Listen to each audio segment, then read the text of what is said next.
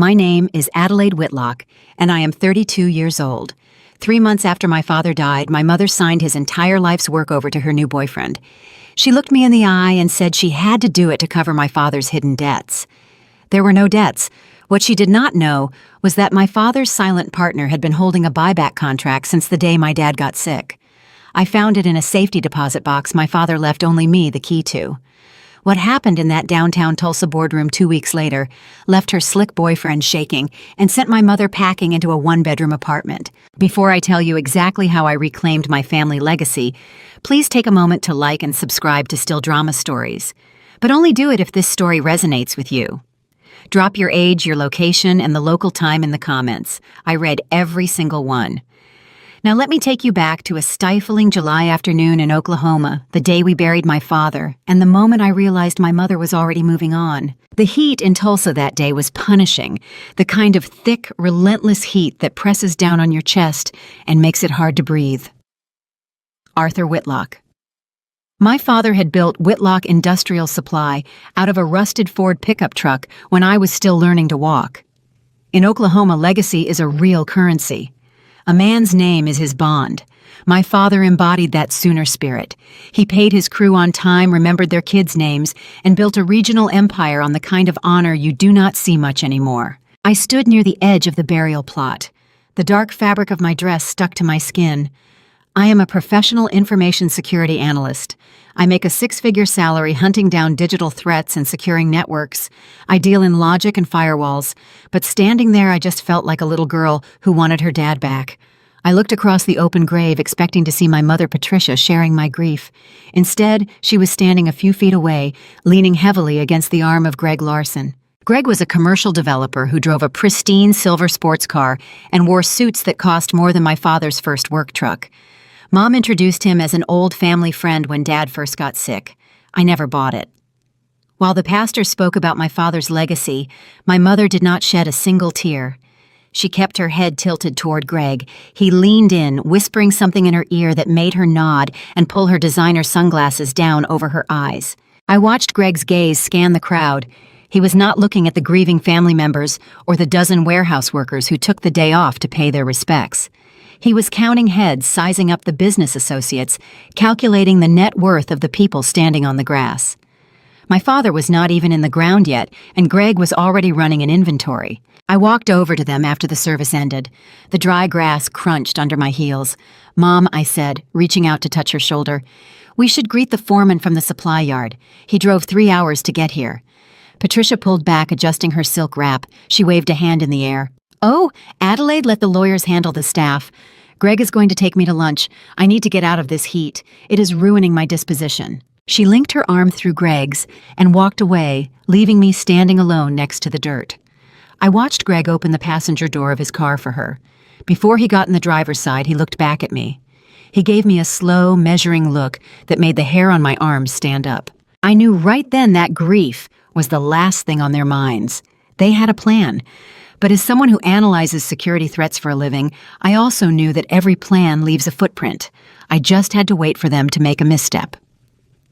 3 months later, my mother called me to the house for an urgent meeting, stepping right into the crosshairs. The call came on a Tuesday afternoon, exactly 90 days after we buried my father. Patricia requested my immediate presence at the family estate in Broken Arrow. She used the phrase urgent financial crisis. I drove the 20 miles from my downtown apartment in silence. The Oklahoma heat shimmered off the asphalt, blurring the horizon into a wavy haze. My father built our estate brick by brick. He started with a modest suburban plot and expanded it into a sprawling 5-bedroom property, featuring a custom wraparound porch and a detached workshop. He paid cash for every single upgrade. Arthur Whitlock despised borrowing money. He considered interest rates a tax on the impatient. That financial conservatism was the bedrock of our family business. He secured his vendors with firm handshakes and paid his invoices ahead of schedule. I unlocked the front door and walked into the foyer. The house felt distinctly wrong. The familiar scent of my father's cedarwood aftershave was gone, replaced by the sharp synthetic citrus of an expensive room diffuser. I walked toward the study. That room was my father's sanctuary. It was where he handled his ledgers, reviewed his supply manifests, and taught me how to read complex balance sheets when I was 14 years old. I stepped through the double oak doors and stopped cold. Greg Larson was sitting in my father's custom leather armchair. He was not just sitting in it, he was lounging. His ankles crossed on top of the mahogany desk, a crystal glass of bourbon sweating in his right hand. My father never allowed drinks near his paperwork. Patricia sat on the adjacent velvet sofa, clutching a lace handkerchief, wearing a tailored black dress that looked suspiciously new. Greg swirled his drink. The ice clinked against the glass. He offered a tight, patronizing smile that made my skin crawl. Adelaide. Patricia said, her voice trembling with practiced fragility. "Thank you for coming so quickly. Please sit down. We have terrible news." I did not sit down. I kept my posture straight. My hands folded in front of me. "What is going on, Mom?" Patricia dabbed the corner of her dry eye. "It is your father's company. Whitlock Industrial Supply is ruined. Arthur left us drowning in debt." I stared at her. The statement defied basic logic. My father ran a profit margin that outpaced every competitor in Tulsa. He owned his warehouse outright. He owned the transport fleet outright. "What debt?" I asked, keeping my voice level. Dad operated in the black for 30 years. He never leveraged his assets.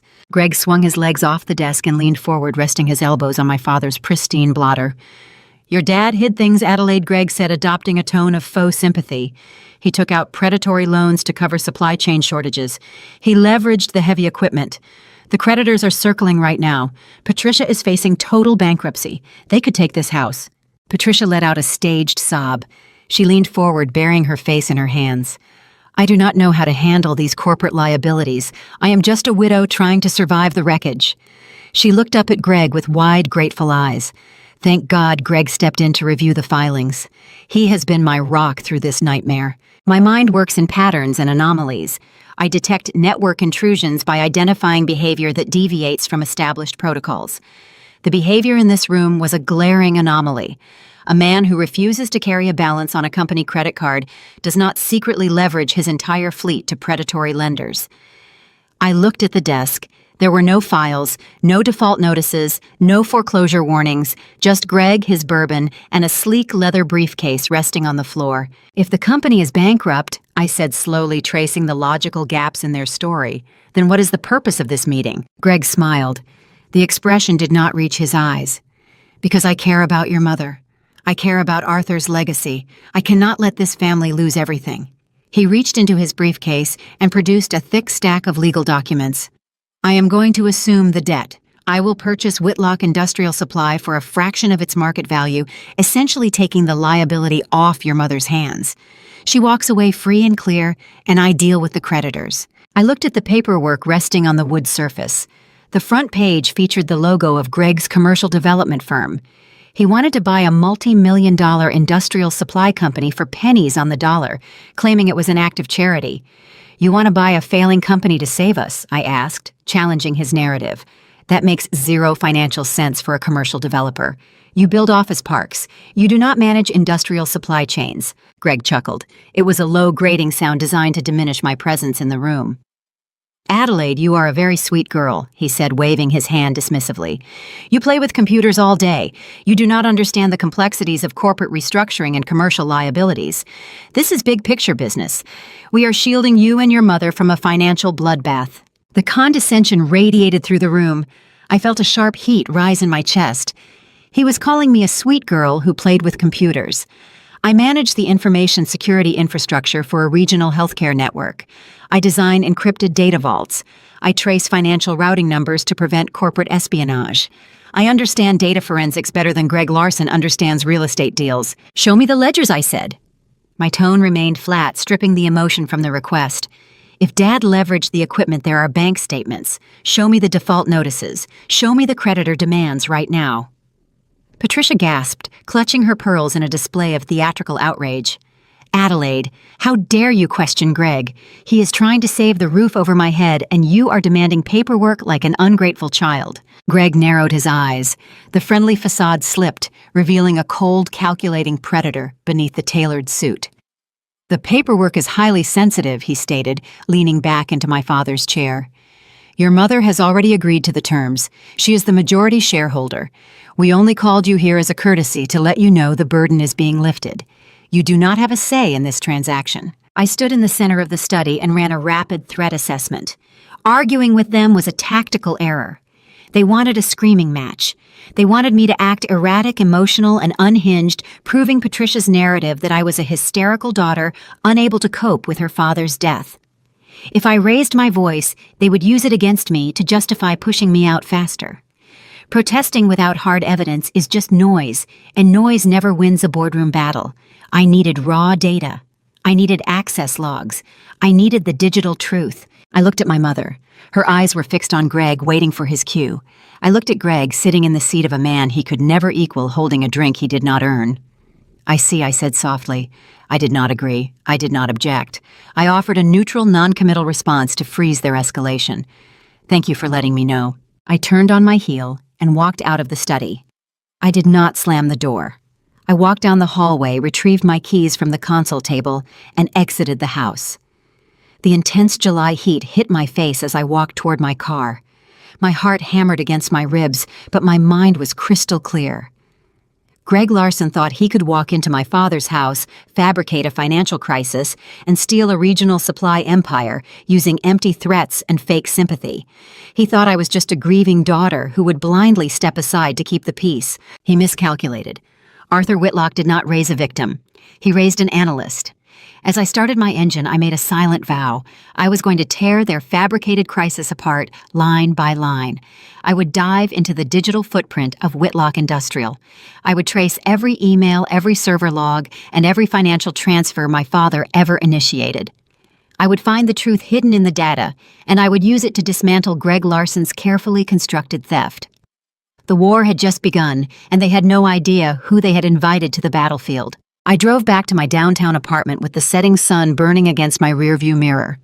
The contrast between my parents' sprawling estate and my practical utilitarian loft was sharp. My living space was designed for function. 3 high-resolution monitors dominated the main wall, flanked by an array of processing towers and a coffee machine that saw more use than my stove. As an information security analyst pulling down $120,000 a year, my professional life revolved around exposing digital lies. I spent my days penetrating secure networks, auditing firewalls for regional healthcare providers, and tracing hidden financial routes. Greg Larson made a fatal error when he dismissed me as a sweet girl who played with computers. He fundamentally misunderstood my territory. I locked my front door, tossed my keys onto the counter, and woke my primary workstation. The hum of the cooling fans filled the quiet room. 4 years prior, my father asked me a favor. He wanted his home office network secured. Arthur Whitlock trusted very few people, and he trusted outside technology firms even less. He asked his daughter to build a fortress for his private ledgers. I spent an entire weekend configuring a dedicated local server, establishing a secure virtual private network, and enabling automated encrypted shadow backups. I bought him dinner with my first corporate paycheck that same week. He told me he slept better knowing I was guarding the gate. I remembered his smile, proud and certain, as I launched my decryption tools. My fingers moved across the keyboard, bypassing the standard login portals. I went straight for the back-end access logs. I needed a timeline. The story Greg and Patricia presented hinged on a sudden, overwhelming financial collapse discovered after my father passed. If Arthur Whitlock was secretly drowning in debt, the network activity logs would reflect chaotic, desperate file modifications during his final months. I filtered the search parameters to isolate the 90-day window surrounding his transition into hospice care. During that period, my father was confined to a hospital bed, incapable of logging into his workstation. The access log for his primary user account should have shown 0 activity. The screen populated with hundreds of lines of data. The green text glowed against the dark interface. My breath caught in my throat. The log was not empty. Someone had accessed the private financial directory 27 times while my father was dying. I isolated the originating Internet Protocol address. It was not a local login. The user had bypassed the main interface by exploiting an outdated remote desktop protocol my mother used for her charity committee work. I ran a quick tracer route on the external address, pinging the servers until the location resolved. The coordinates mapped directly to a commercial building in downtown Tulsa. It was the exact address of Greg Larson's real estate development firm. A cold sensation settled in my stomach. Greg was not a white knight arriving after the tragedy to rescue a distressed widow. He was inside my father's private network, digging through his ledgers long before the funeral took place. He was auditing the empire while the emperor was taking his final breaths. I leaned closer to the monitors. Accessing the files was a violation, but I needed to know what he did with the information. I pulled up the modification history. Greg had been thorough. He deleted dozens of spreadsheets, erased correspondence with long-standing vendors, and wiped 3 years of tax projections.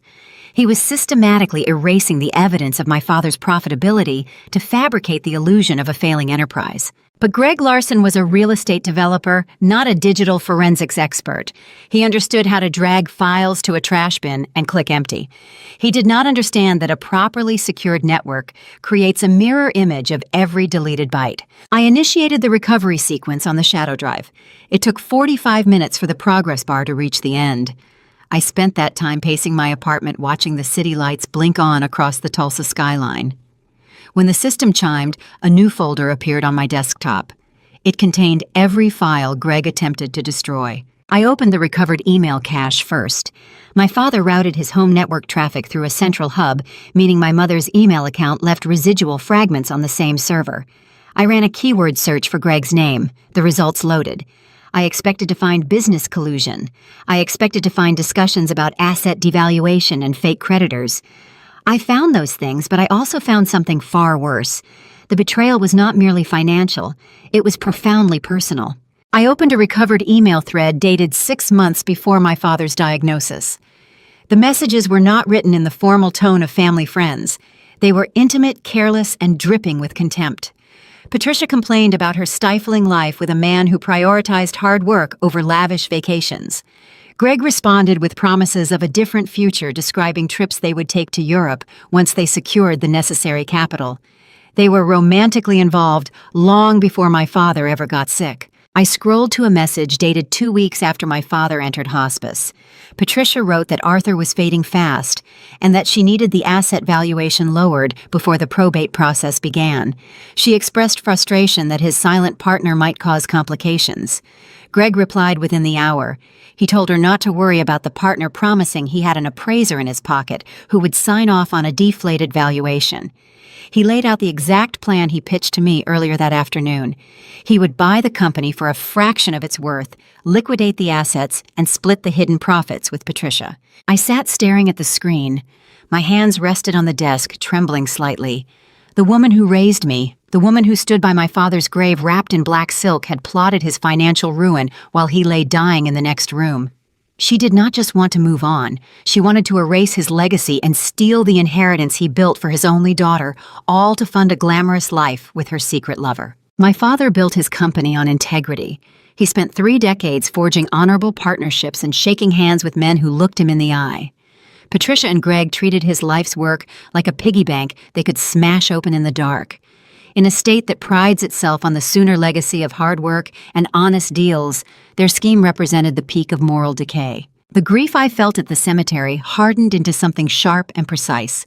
I highlighted the internet protocol routing data, the time-stamped remote access logs, and the recovered email threads. I sent the entire batch to my secure local printer. The machine whirred to life, spitting out page after page of undeniable proof. I stood up and gathered the warm sheets of paper. They held physical weight. They were the receipts of treason. Greg and Patricia thought they had outsmarted a naive, grieving daughter. They believed their deleted files and condescending smiles were enough to bury the truth in the Oklahoma dirt. I placed the documents into a thick leather binder.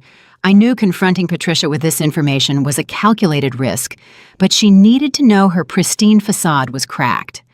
I would take these logs to her and watch her try to maintain the lie.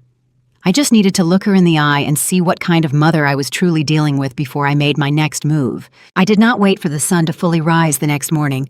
The drive from downtown Tulsa to Broken Arrow takes roughly 25 minutes without traffic, and I spent every second of that journey constructing a conversational flowchart in my head. I kept the leather binder resting on the passenger seat. My hands gripped the steering wheel tight enough to make my joints ache. Part of me, the naive and lingering child hidden inside a 32-year-old professional, wanted to believe there was a reasonable explanation. I wanted my mother to look at the printed emails break down and confess that Greg had coerced her into this scheme. I wanted the woman who used to pack my school lunches to be a victim, not the architect of my father's ruin. I wanted to give her an exit ramp. That was the last vestige of the daughter in me, hoping for a mother who cared. I let myself in through the side door of the estate. The house was quiet, and the kitchen smelled of expensive roasted coffee. I found Patricia sitting in the sunroom, sipping from a porcelain cup and scrolling through her tablet. She wore a silk robe, her hair perfectly styled even at 7 in the morning. She looked up startled by my sudden appearance, her brow furrowing in irritation before smoothing into a mask of maternal concern. "Adelaide, what are you doing here so early?" she asked, her voice carrying a trace of annoyance. I did not offer a greeting. I walked straight to the glass table, unclasped the leather binder, and slid the stack of recovered documents across the smooth surface. "I know about the emails, Mom," I said, keeping my tone steady and rooted in fact. "I know Greg was accessing Dad's network while he was in hospice. I know you two have been together for over a year, long before we held the funeral." Patricia stared at the top page. It was the message where she complained about my father's work ethic and discussed lowering the asset valuation of Whitlock Industrial Supply. I watched her eyes track the text. I waited for the shame. I waited for the tears. Instead, I saw her posture straighten. The soft, grieving widow vanished in a heartbeat. Her jaw set and her eyes hardened into polished stones. She pushed the papers back toward me with a manicured finger. "You broke into my private correspondence," she asked, her voice dropping into a chilling, offended register. "You hacked my computer." "I secured Dad's network," I corrected her. "You left a trail on his server. You are trying to steal his company." Patricia stood up, tightening the belt of her robe. She did not apologize. She went on the offensive. "You are sick, Adelaide. You are genuinely unwell. The grief has warped your mind." She stepped closer, invading my physical space. "You have been acting paranoid since the burial, digging through computers, inventing conspiracies. You need psychiatric help, not a corporate ledger." "The data is right there," I said, pointing to the binder. "You cannot gaslight an access log.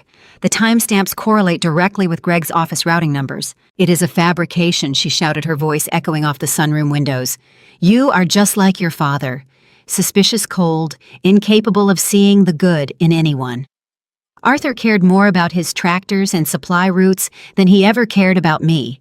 I spent 3 decades trapped in this museum of a house while he played the honorable local hero to his warehouse crew. I deserve a life. I deserve a future that does not smell like diesel fuel and joint compound. Heavy footsteps sounded on the hardwood floor of the adjoining hallway. Greg strolled into the sunroom. He wore dark slacks and a tailored dress shirt, holding a mug of coffee. The genial, concerned family friend routine was gone. He looked at the binder on the table, then at me, and offered a dismissive smirk. "Having a little meltdown, Adelaide?" Greg asked. He took a sip of his coffee. "Your mother told me you might struggle with the transition. Change is hard for people who live their lives staring at screens instead of dealing with the real world."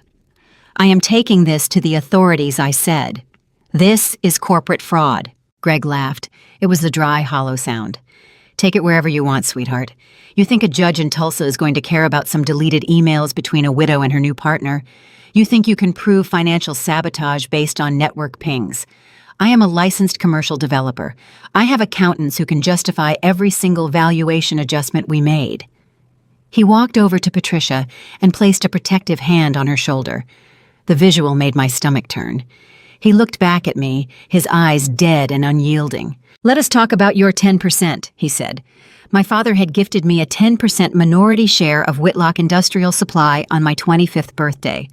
It was right after I landed my first major security credential. He handed me the certificate in a plain envelope and said that I belonged in the foundation of the business. It was his way of saying I was part of the steel and concrete of his legacy. Patricia held the remaining 90%. "You hold a minority stake," Greg continued, his tone turning clinical and lethal. "It means you have no voting power. You have no executive authority.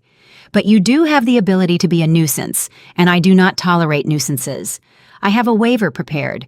You are going to sign it, relinquishing your 10% back to the estate." "I will never sign it," I replied, refusing to break eye contact. Greg stepped forward, closing the distance until he was inches from my face. "If you do not sign that waiver by Friday, I will bury you. I will initiate a hostile restructuring. I will tie the company up in litigation for the next decade. I will drain every cent of equity paying my legal team until Whitlock Industrial is a hollow shell. You will inherit nothing but lawsuits and creditor notices. I will make sure you spend the rest of your life paying off the legal fees required to fight me in court." Patricia nodded in agreement, crossing her arms. "Listen to him, Adelaide. Do not throw your life away over stubborn pride. Just let it go. We can make this easy, or we can make it painful." The psychological weight of the room pressed down on my shoulders. The woman who gave birth to me was standing beside a predator, actively threatening to destroy my future. She was willing to burn my father's legacy to the ground just to fund her escape into high society. I felt a profound, suffocating isolation. The family I thought I had was a mirage. I was standing in the house I grew up in, and I had never felt more like a stranger. I looked at the binder on the table. Greg was right about one critical flaw in my plan. Technical logs and suggestive emails were strong indicators, but they were highly circumstantial in a civil court setting. A skilled attorney could frame the data access as routine maintenance and dismiss the emails as private venting. Digital forensics could trigger an investigation, but it would take years to reach a verdict. Greg would bleed the company dry long before a gavel fell. I did not just need evidence of their bad behavior. I needed a structural kill switch. I picked up my leather binder and held it against my side. I did not raise my voice. I did not give them the satisfaction of seeing my pain. "I will see myself out," I said quietly. I walked back down the long hallway, listening to their muffled conversation resume behind me. The front door clicked shut. I stood on the porch, inhaling the hot morning air. I had the truth, but the truth alone was not enough to stop a legal steamroller. Greg had the money, the lawyers, and the majority shareholder in his pocket. To break his grip, I needed a trump card. I needed a mechanism built into the foundation of the company itself, something immune to Patricia's signature and Greg's maneuvers. I got into my car, gripped the steering wheel, and closed my eyes, searching my memory for a blind spot they might have missed. I sat in my car at the end of the long driveway, the engine turned off, listening to the ticking of the cooling metal. The Oklahoma sun beat down on the windshield, turning the cabin into an oven, but the heat barely registered against the cold realization settling in my chest. Greg Larson was right about the legal reality. Civil litigation required years of depositions, exorbitant retainer fees, and endless bureaucratic delays. My digital access logs proved his intent, but they did not provide a barricade against a hostile corporate takeover initiated by the majority shareholder. Patricia had the authority to sign away the fleet, the warehouses, and the vendor contracts long before a judge ever agreed to review my printed emails.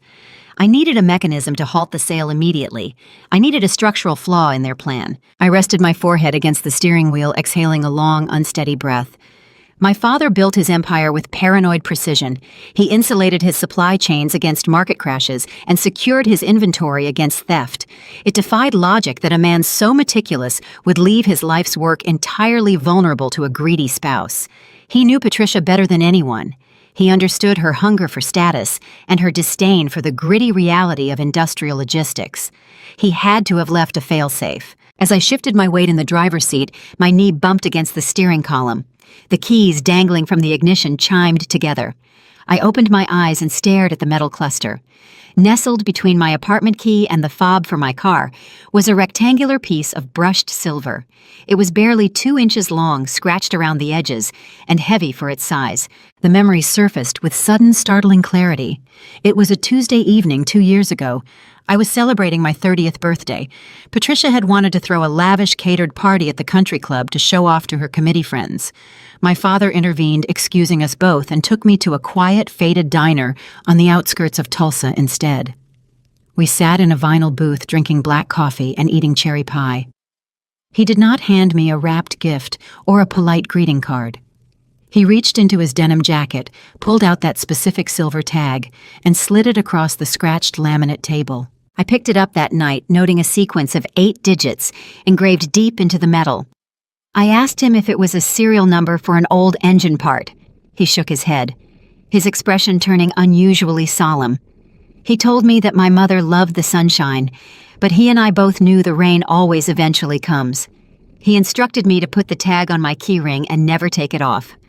"Keep this for when the storm hits," he said, his voice carrying a weight I did not fully comprehend at the time. I reached out now and unhooked the silver rectangle from the ignition ring. I traced my thumb over the engraved digits. 048-82109. The sequence was not random. My mind shifted back into its natural analytical rhythm.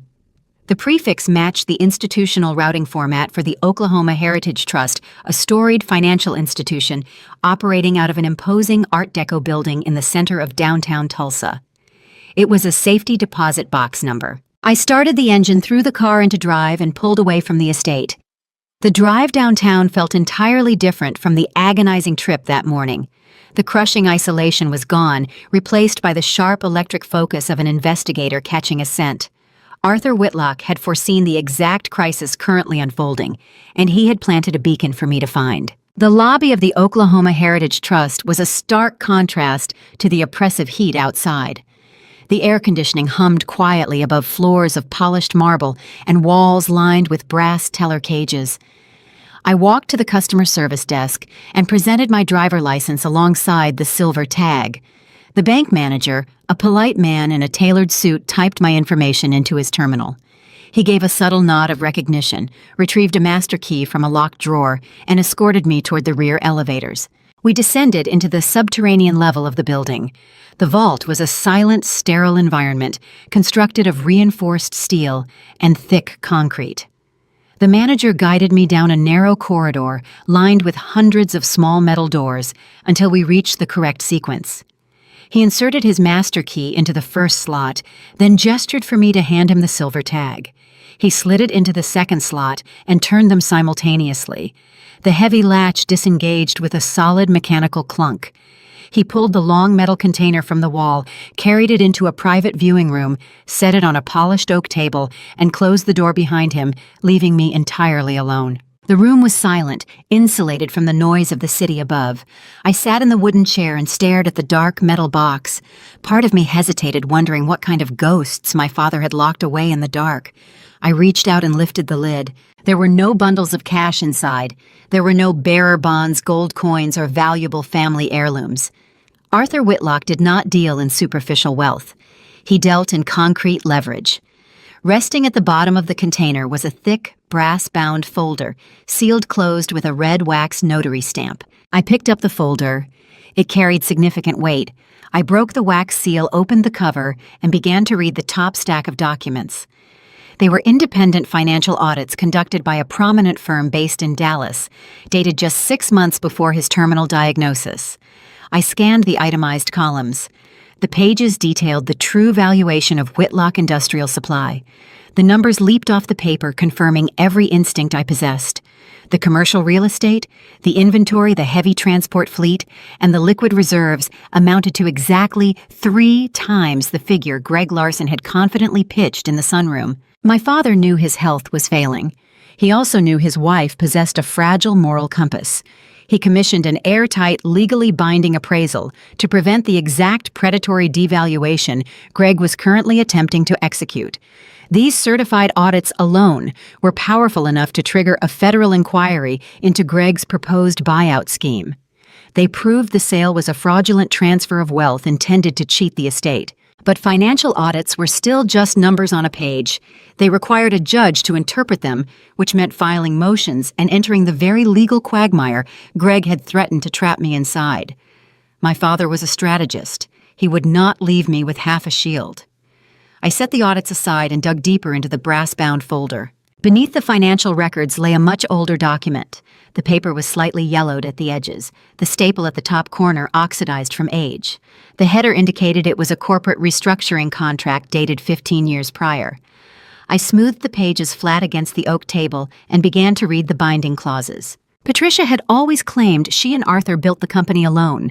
That was the foundational myth she sold to the women at the country club, spinning tales of a devoted husband and wife conquering the industrial sector side by side. The contract resting under my hands revealed a starkly different reality. 15 years ago, during a severe economic recession, the supply chain had nearly collapsed. Arthur needed an immediate substantial influx of capital to save the transport fleet and keep the warehouse doors open. He did not go to a traditional bank, and he certainly did not ask Patricia to leverage her social connections. He went to a private investor. The agreement laid out a precise division of voting shares that dictated corporate governance. Patricia held 50% of the voting power. My father had designated my 10% minority share, but the document established that a silent partner held the remaining 40% of the voting equity. The implications hit me like a physical shockwave. This invisible entity possessed enough voting leverage to block any unilateral sale liquidation or hostile acquisition. Greg Larson needed a supermajority to push his fraudulent buyout through without a board consensus. He believed Patricia held 90% of the authority because that was the lie she had lived for a decade and a half. Greg's entire scheme was built on a mathematical impossibility. He could not acquire Whitlock Industrial Supply without the explicit legal consent of a partner he did not even know existed. I traced my finger down the final page of the contract, scanning past the dense legal jargon until I reached the signature line. The ink was bold, the letters pressed deep into the parchment with heavy, deliberate strokes. The name read, Silas Thorne. I recognized the name from fragmented childhood memories. I remembered hushed conversations on the wraparound porch late at night, the smell of cigar smoke and the heavy thud of boots on wooden floorboards. Silas Thorne was not a corporate suit. He was a man of the old guard, a relic of a time when loyalties were forged in iron rather than drafted in boardrooms.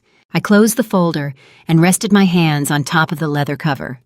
Greg Larson thought he had outmaneuvered a grieving widow and a naive daughter. He thought he had cornered the board and rigged the game. He had no idea the board was guarded by a ghost. I packed the heavy dossier into my tote bag, zipped it shut, and stood up from the viewing table. My father had left me the map. Now I just had to find the man who held the key to the empire. I used public county land registries to cross-reference the name printed on the partnership contract. Silas Thorne owned a sprawling cattle and oil property 40 miles northeast of Tulsa. I drove out of the city limits watching the glass and steel architecture of the downtown district fade into open plains, rusted pump jacks, and miles of barbed wire fencing. This was the authentic Oklahoma. This was the dirt and oil foundation that built the state long before men in tailored suits started pushing digital currency and corporate restructuring. The highway turned into a two-lane blacktop, which eventually gave way to a gravel road marked by a weathered wooden sign bearing the Thorne name. I steered my vehicle up the long, dusty driveway, parking near a vast timber barn. A man was standing near the open barn doors, wiping motor oil from his hands with a red shop rag. He wore faded denim jeans, a pearl-snap shirt rolled up to the elbows, and a battered Stetson hat, shielding his eyes from the brutal afternoon sun. As I stepped out of my car, he stopped wiping his hands and studied me. I expected to have to explain who I was to justify my presence on his private land. But the moment I walked into the shade of the barn, overhang his rigid posture softened. He tossed the rag onto a nearby workbench and took a deliberate step forward. He did not ask for my name. He looked at my face, tracing the genetic lines of a friend he had lost. "You have Arthur's eyes," he said, his voice a deep, gravelly rumble that commanded instant respect. "You must be Adelaide." I nodded, feeling a sudden, unexpected tightness in my throat. The sheer validation of being recognized as my father's daughter, of being seen by someone who actually understood what that meant, stripped away the defensive armor I had been wearing all morning. I extended my hand. He took it, offering a firm, calloused grip that conveyed more honesty than 100 boardroom contracts. He guided me toward a wide wooden porch, wrapping around his ranch house, offering a pitcher of ice water from a rustic cooler. We sat in heavy cedar chairs overlooking the plains. Silas spoke of my father with immense reverence. He described Arthur Whitlock as a man of ironclad integrity, someone whose handshake held more legal weight than a stack of notarized affidavits. They had met decades ago during an oil bust, pooling their scarce resources to keep their respective crews employed when the local economy tanked. Silas told me Arthur was the only man he ever trusted with a blank check. Hearing those stories felt like retrieving stolen pieces of my own history. Patricia always painted my father as a stubborn, outdated workaholic. Silas painted him as a giant among men.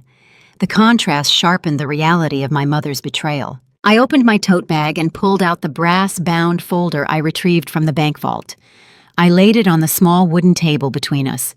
"I did not come here just to share memories, Mr. Thorne. I came because my father's legacy is under attack, and you are the only person holding the shield." Silas leaned forward. The nostalgic warmth vanished from his eyes, replaced by a cold, sharp intensity.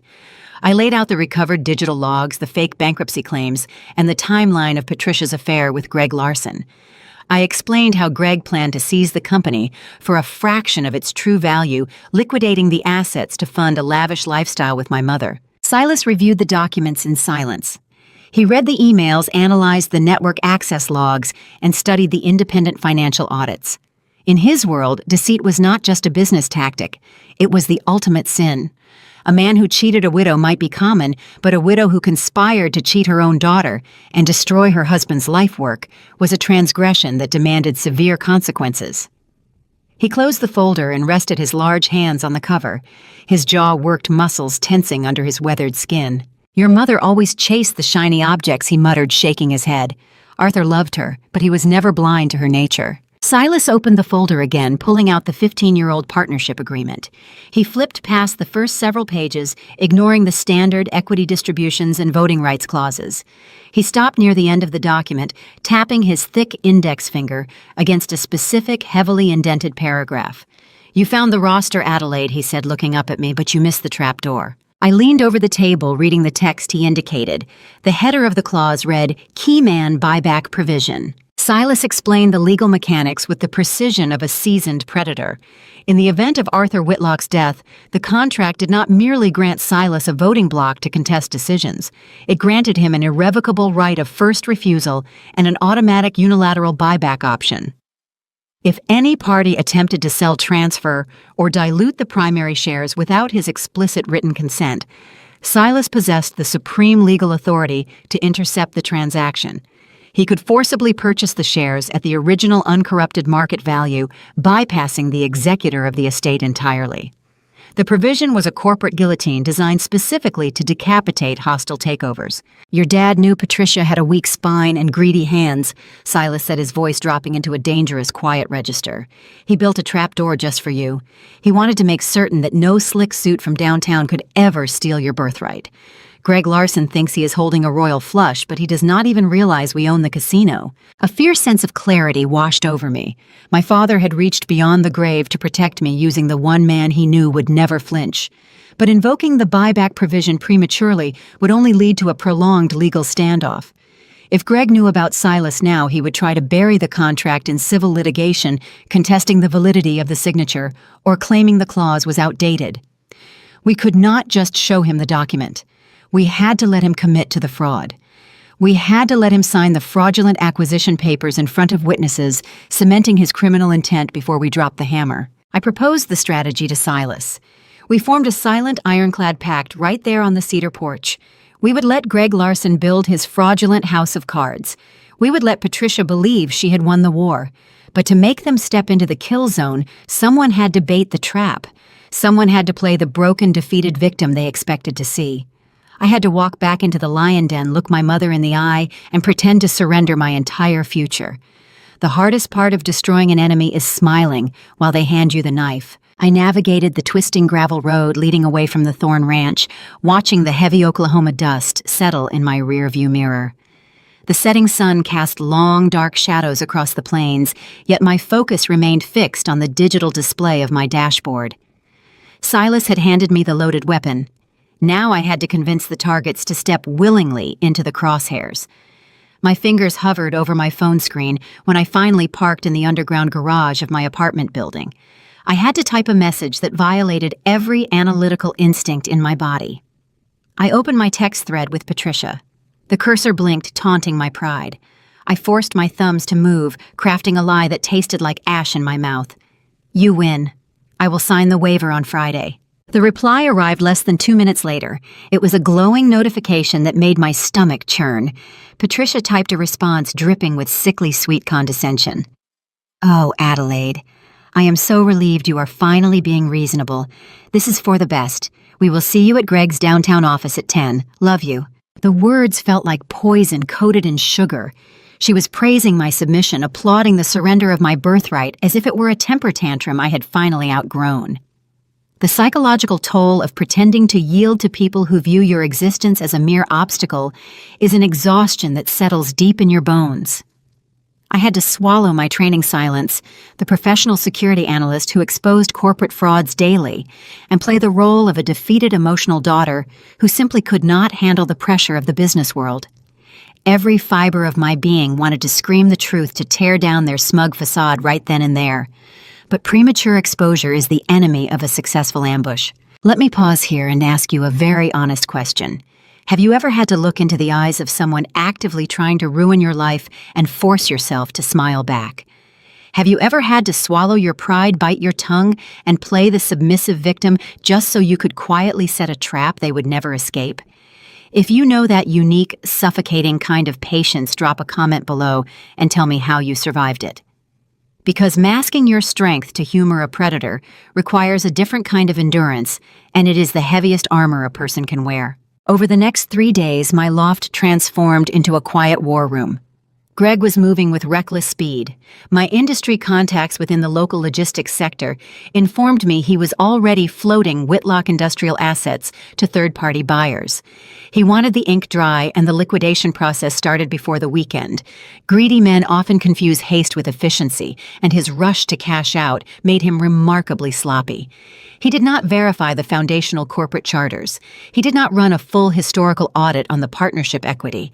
He just saw a vulnerable widow and a broken daughter, and he assumed the vault was unguarded. I used that quiet window to methodically assemble the instruments of his destruction.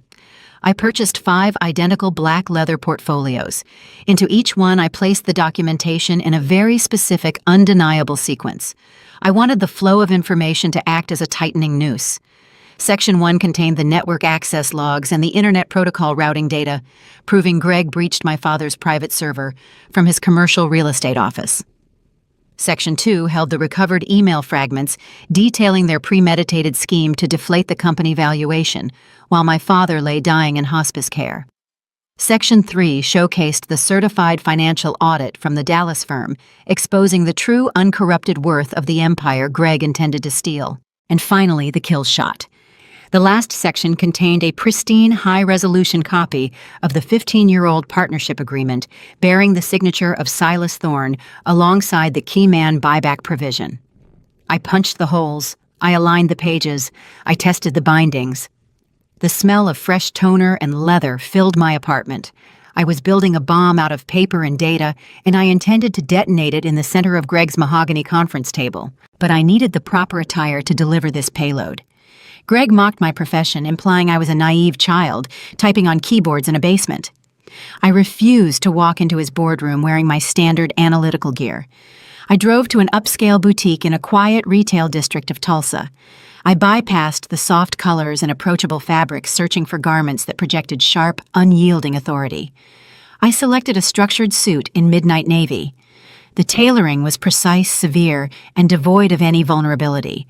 I paired it with sleek leather heels that would echo against the polished floors of a corporate high-rise. I was not dressing for a family reunion. I was dressing for a corporate execution. The night before the scheduled signing, I stood in front of my bedroom mirror reviewing my reflection. The woman staring back at me did not look like the grieving daughter who wept over a freshly dug grave 3 months prior. The vulnerability had burned away, replaced by the same cold, calculating resolve my father utilized when negotiating hostile vendor contracts. Arthur Whitlock never raised his voice to win an argument. He simply presented undeniable leverage and waited for the opposition to realize they were trapped. Tomorrow, I would honor his legacy by deploying the exact same tactic. I walked into my kitchen and poured a glass of cold water. The city lights of Tulsa flickered through my window, a sprawling grid of intersections and high-rises. Somewhere out there, Patricia and Greg were likely celebrating. They believed they had secured a total victory. They anticipated a quiet morning of signing away an empire, envisioning the champagne toasts and congratulatory handshakes that would follow my swift departure. They thought I was arriving to bow my head and hand over the keys to my father's life work. My phone chimed from the counter displaying a calendar reminder. Friday, 10 in the morning, Larson Development Group. I zipped the 5 leather portfolios shut and placed them neatly in my briefcase. I had played the pawn flawlessly, lulling them into a false sense of supreme security. The trap was set, the evidence was bound, and the silent partner was ready. They had no idea I was bringing a ghost to the party. Friday morning arrived with a clear, unforgiving blue sky over Tulsa. I parked my car in the subterranean garage of the Larson Development Group headquarters. The building was a monument to modern corporate vanity, constructed entirely of mirrored glass and brushed steel. It stood in stark contrast to the gritty, practical brick warehouses where my father spent his life building his industrial supply company. Arthur Whitlock judged a man by the calluses on his hands and the dirt under his fingernails. Greg Larson judged a man by the elevation of his office. I rode the high-speed elevator to the 42nd floor, my structured Navy suit acting as armor, the heavy briefcase carrying the instruments of their destruction resting firmly in my grip. When the polished steel doors parted, I stepped into a sprawling reception area decorated with minimalist leather furniture and abstract artwork. A receptionist directed me toward the main executive boardroom at the end of a long, quiet corridor. The walls of the meeting space were floor-to-ceiling glass, offering a panoramic view of the Arkansas River winding through the city. I arrived 20 minutes early, anticipating a private, tense standoff between the three of us. Greg, however, had orchestrated something entirely different. He had transformed a simple minority shareholder waiver, signing into a theatrical spectacle to stroke his own ego. He was not alone in the room.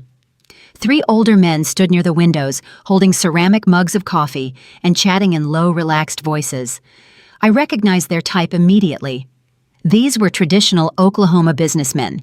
They wore custom-tailored suits paired with expensive scuffed cowboy boots. Their wrists displayed heavy gold watches, the kind earned through decades of drilling oil wells, managing cattle ranches, and developing regional infrastructure.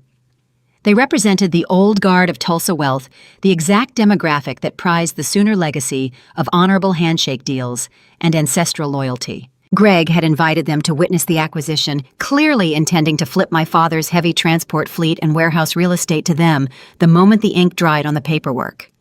He was pitching the liquidation of Whitlock Industrial Supply as a distressed asset sale, wrapping his predatory theft in the guise of a lucrative investment opportunity. He wanted to show off his prowess, proving to the regional titans that he could orchestrate a highly profitable restructuring while playing the local savior. Patricia stood in the center of the group, playing her assigned role with nauseating perfection.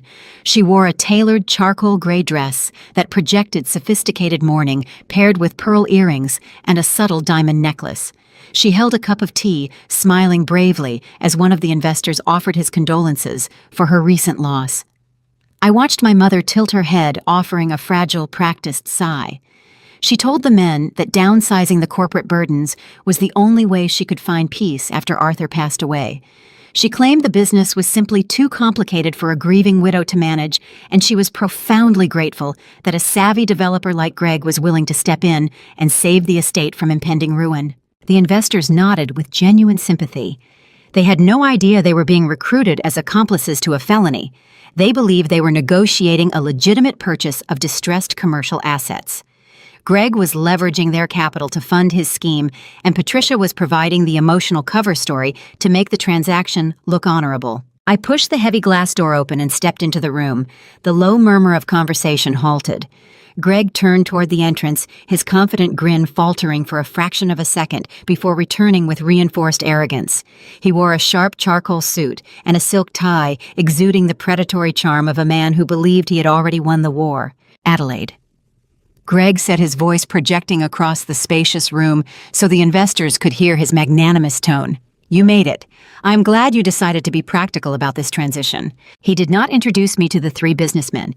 He did not explain that I was a seasoned information security analyst, pulling down a 6-figure salary, or that my father had trusted me to secure the very networks Greg had invaded. Instead, he treated me with the dismissive air of a busy executive addressing a low-level administrative assistant. He gestured casually toward the far end of the sprawling mahogany table, the seat furthest from the windows, the investors, and the seat of power. Take a seat down there at the end, sweetheart, Greg instructed, turning his attention back to the men. We are just wrapping up some preliminary forecasts with the Capital Group. We will get your minor paperwork out of the way in just a minute. Patricia offered me a tight warning glance, silently commanding me to sit down and remain compliant. I did not object. I did not let my face betray the deep burning heat rising in my chest. I walked the length of the long wooden table, the rhythmic click of my leather heels echoing in the quiet space. I pulled out the heavy ergonomic chair and took my assigned place. I rested my briefcase on the polished wood surface. I unzipped the top compartment and carefully withdrew the 5 identical black leather portfolios I had assembled the night before. I stacked them neatly in front of me, aligning the edges with meticulous precision. Greg glanced over his shoulder briefly, noting the leather binders, but quickly dismissed them as irrelevant reading material. He underestimated my capacity for retaliation, which was his most fatal strategic error. I sat in silence, observing the dynamics of the room. Greg was outlining the projected profit margins for the warehouse real estate once the supply inventory was liquidated. He spoke about optimizing square footage and rezoning the industrial lots for commercial retail. He was casually dismantling 30 years of my father's sweat and sacrifice, reducing a proud regional employer into a spreadsheet of raw, flippable assets. The tension in my muscles was palpable, tight as a coiled spring, but my breathing remained slow and steady. I analyzed the 3 investors. They were listening intently, asking sharp questions about depreciation schedules and tax liabilities. These men built their wealth on concrete numbers and transparent dealings.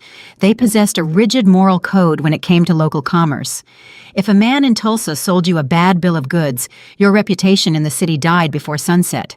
Greg's desperate need for an audience, his arrogant desire to publicly parade his triumphant acquisition, was about to become the very mechanism of his destruction. He thought he had invited an audience to witness his coronation. He had actually gathered the jury for his own execution. I rested my hands on top of the black leather portfolios, feeling the solid weight of the digital access logs, the recovered emails, the true financial audits, and the explosive partnership agreement.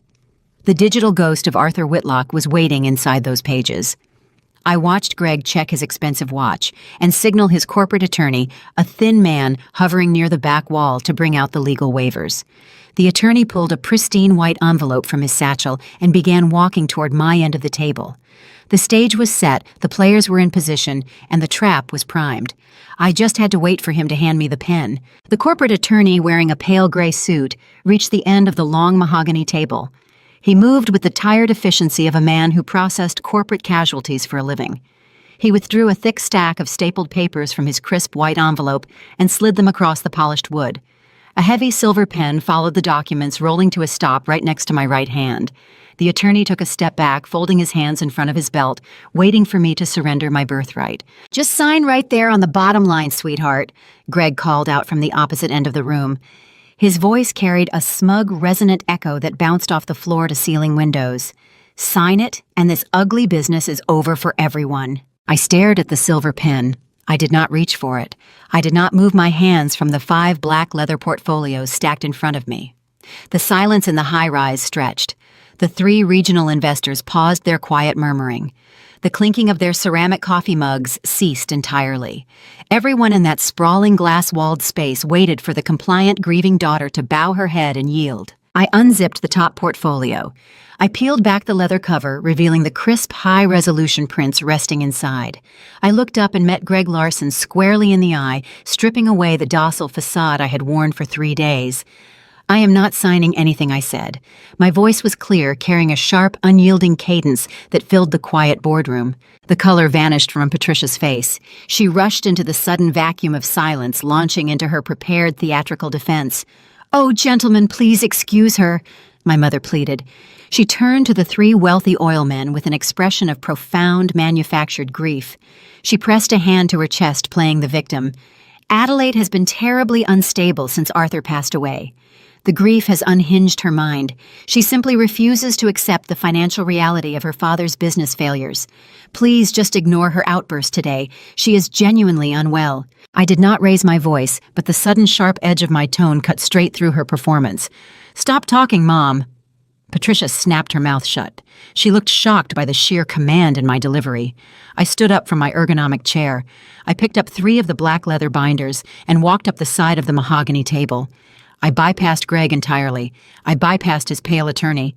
I stopped directly in front of the three regional investors. These men built their fortunes navigating the treacherous currents of Oklahoma commerce. They knew the difference between a distressed asset sale and a coordinated con. They lived by a strict code where a man's reputation was his most valuable currency. I handed one black leather portfolio to each of them. They took the binders tentatively, their weathered faces displaying a mixture of confusion and growing alarm. Before anyone signs a check today, I told them, locking eyes with the tallest man in the group, "You should know you are participating in a felony." The atmosphere in the room plummeted to freezing. Greg stepped away from the window, his arrogant posture dissolving into rigid panic. "What are you doing?" he demanded, pointing a finger at me. "Get away from my clients." I ignored him. I directed the investors to open the folders. Open to Section 1, I instructed, guiding their eyes to the printed data. What you are looking at are the internal network access logs from Whitlock Industrial Supply. You will notice the Internet Protocol routing addresses highlighted in yellow. Those addresses map directly to this exact commercial building. Greg Larson breached my father's secure financial servers, while my father was lying in a hospice bed fighting for his final breaths. The tall investor with silver hair frowned, trailing his thick finger down the columns of network traffic data. The numbers were undeniable. The timestamps painted a vivid picture of a predator raiding a dying man's digital vault.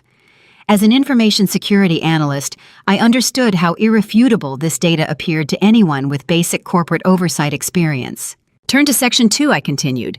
The other two businessmen flipped the pages, their eyes scanning the recovered text. Those are the deleted email communications between Greg Larson and my mother, Patricia Whitlock. They predate my father's terminal diagnosis by 6 months. They detail a premeditated scheme to artificially deflate the value of the supply company. They engineered a fake bankruptcy to justify liquidating the transport fleet and the warehouse real estate to you for a fraction of its true worth." The silver-haired investor read the printed emails. His face turned a dangerous, stormy shade of red. He understood the profound gravity of the paperwork in his hands.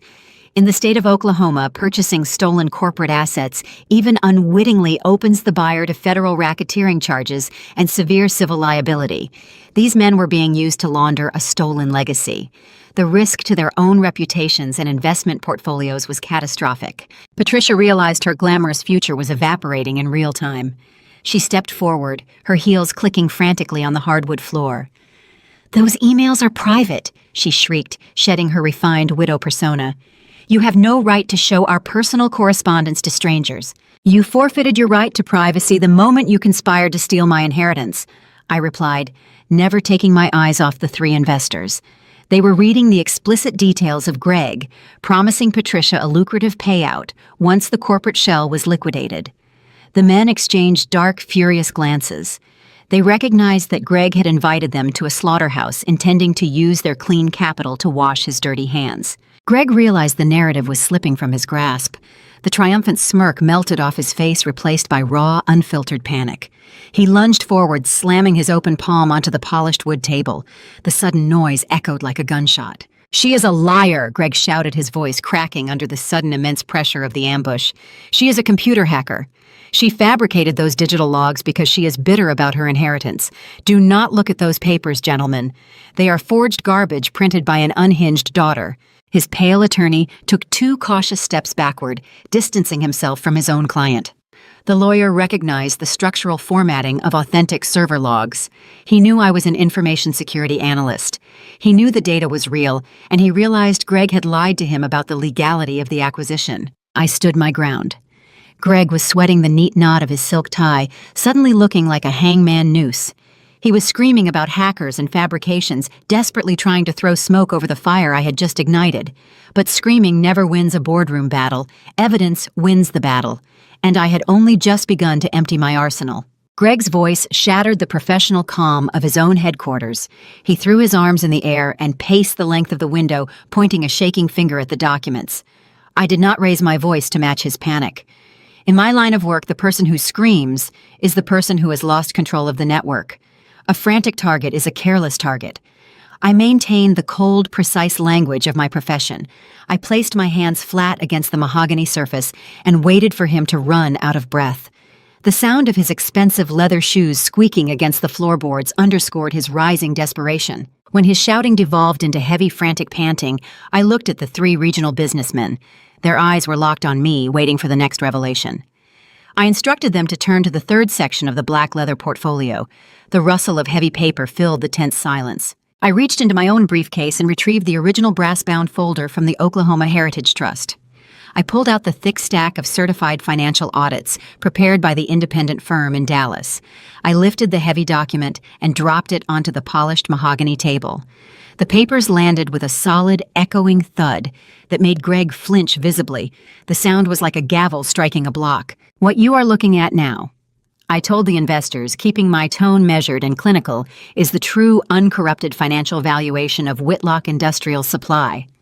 My father commissioned this airtight audit just 6 months before his terminal diagnosis. He possessed a shrewd instinct for self-preservation, and he suspected his estate might become the target of a predatory acquisition. The numbers in that certified report confirm that the heavy transport fleet, the warehouse real estate, and the liquid reserves are worth exactly 3 times the figure Greg Larson presented to you this morning." The silver-haired investor traced the printed columns with his thick finger. His jaw tightened until the muscles ticked beneath his skin. He looked at Greg with a mixture of profound disgust and rising anger. "In the Oklahoma Business Community Trust is the foundational bedrock of every transaction. If a man sells you a poisoned well, the stain on your own reputation can last a lifetime. The Sooner legacy demands honest dealing. These men realized they were not invited here to partake in a lucrative distressed asset sale. They were brought in to be the unwitting accomplices in a sweeping corporate theft. I walked them through the precise mechanics of the fraud, utilizing my forensic expertise to narrate the crime. I explained how Greg planned to acquire the company from my mother for pennies on the dollar, citing manufactured debts that did not exist in any legitimate ledger. He intended to turn around and liquidate the heavy equipment and the prime real estate directly to their investment group at a steep markup. He would then pocket the hidden equity, funneling the stolen profits into private accounts shared with Patricia. He was using their clean, respectable capital to wash the money he stole from a dying man. Greg lunged toward the table, his face slick with nervous sweat. He tried to snatch the audit from the nearest investor, hoping to physically conceal the truth. The older man pulled the binder away and stood up, towering over the real estate developer. "Do not touch me," the investor warned, his voice low and dangerous, carrying the weight of a man who did not tolerate fools. Patricia saw her glamorous future burning to ashes right in front of her eyes. She scrambled toward me, abandoning her refined widow persona entirely. Her designer heels clicked erratically across the floor as she rushed the length of the table. She reached out, attempting to grab my forearm, but I took a deliberate step back, denying her the physical contact. Her hands grasped empty air. "Adelaide, please stop this right now," Patricia begged, her voice trembling with a desperate, manipulative edge. She looked at the 3 wealthy men trying to salvage the wreckage of her dignity through sheer theatrical emotion. "She is confused. We are a family in mourning. You are tearing our family apart over a simple misunderstanding, Adelaide. We are family. You cannot do this to us." I looked at the woman who gave birth to me. I felt no sorrow. I felt no lingering attachment to the maternal bond she was trying to exploit. I just saw a compromised security threat attempting to deploy an emotional virus to override a logical defense. She wanted to use biological ties to excuse her greed. "Family doesn't steal a dead man's legacy before his headstone is engraved," I replied. The chilling rebuttal hung in the chilled air of the boardroom, stripping away the last remaining shreds of her defense. It was a factual statement, devoid of hysteria, and it struck her with the force of a physical blow. Patricia recoiled as if I had struck her across the face. She covered her mouth with her hands, tears of genuine panic finally spilling over her lashes and ruining her carefully applied makeup. She turned to Greg for support, seeking a harbor in the storm she had helped create. But Greg was too busy watching his own empire crumble to care about her tears. He offered her nothing but a blank, panicked stare. The 3 investors did not need to hear another word. The silver-haired man closed his black leather portfolio and tossed it back onto the center of the mahogany table. He looked at Greg with an expression of pure, unadulterated contempt. He told Greg that if he ever contacted their firm again, he would personally ensure the state attorney general received a phone call regarding the details of this meeting. The other two men nodded in silent agreement, their faces grim. They snapped their briefcases shut, turned their backs on the developer, and marched toward the heavy glass doors. Their swift departure signaled the total collapse of the fraudulent acquisition. The sound of the door clicking shut behind them finalized the ruin. Greg turned to his corporate attorney, his eyes wide with sudden, suffocating desperation. "Do something," Greg ordered, gesturing wildly toward the retreating businessmen. "Fix this. Stop them from leaving. You are my legal counsel." The pale attorney did not move to intercept the investors. He stared at the digital forensics, the recovered emails, and the certified Dallas audit resting on the table. As an officer of the court, he recognized his own intense legal peril. He had drafted the acquisition contracts based on fraudulent valuations provided by his client. He was dangerously close to being implicated in a sweeping financial crime, risking disbarment and federal charges. The lawyer slowly gathered his blank waivers and slid them back into his crisp white envelope. He looked at Greg and shook his head, his professional demeanor crumbling into self-preservation. "You lied to me about the equity," the attorney said, his tone devoid of any professional courtesy or loyalty. "You presented falsified liabilities and hid the true nature of this transaction. I cannot represent you in this matter. I strongly advise you to retain criminal defense counsel." The attorney zipped his satchel, adjusted his silk tie with a trembling hand, and walked out of the boardroom without looking back. He left his client stranded in the wreckage. The spacious high-rise office descended into chaotic ruin. Patricia sank into one of the ergonomic chairs, sobbing into her hands as the reality of her impending poverty settled over her. She wept for the European vacations she would never take and the country club status she was about to lose.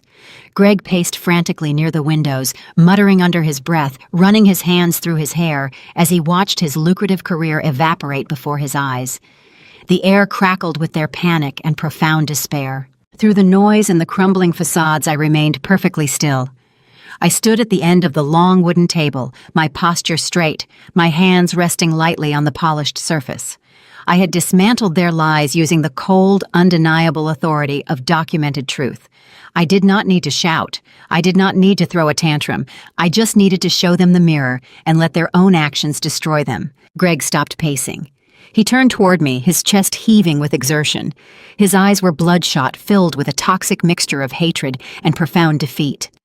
He realized he was trapped in a room with the very person he had sought to destroy, and he had handed her the match. He glared at me, searching for a way to regain the upper hand, searching for a flaw in my armor. "You thought I was just a grieving daughter?" I told him, holding his furious gaze with effortless calm. "You forgot I analyze security breaches for a living." Greg opened his mouth to deliver a vicious retort, eager to claim that Patricia still held the majority voting power, despite the scandal. He wanted to declare that he could still force the sale through standard probate channels once the dust settled.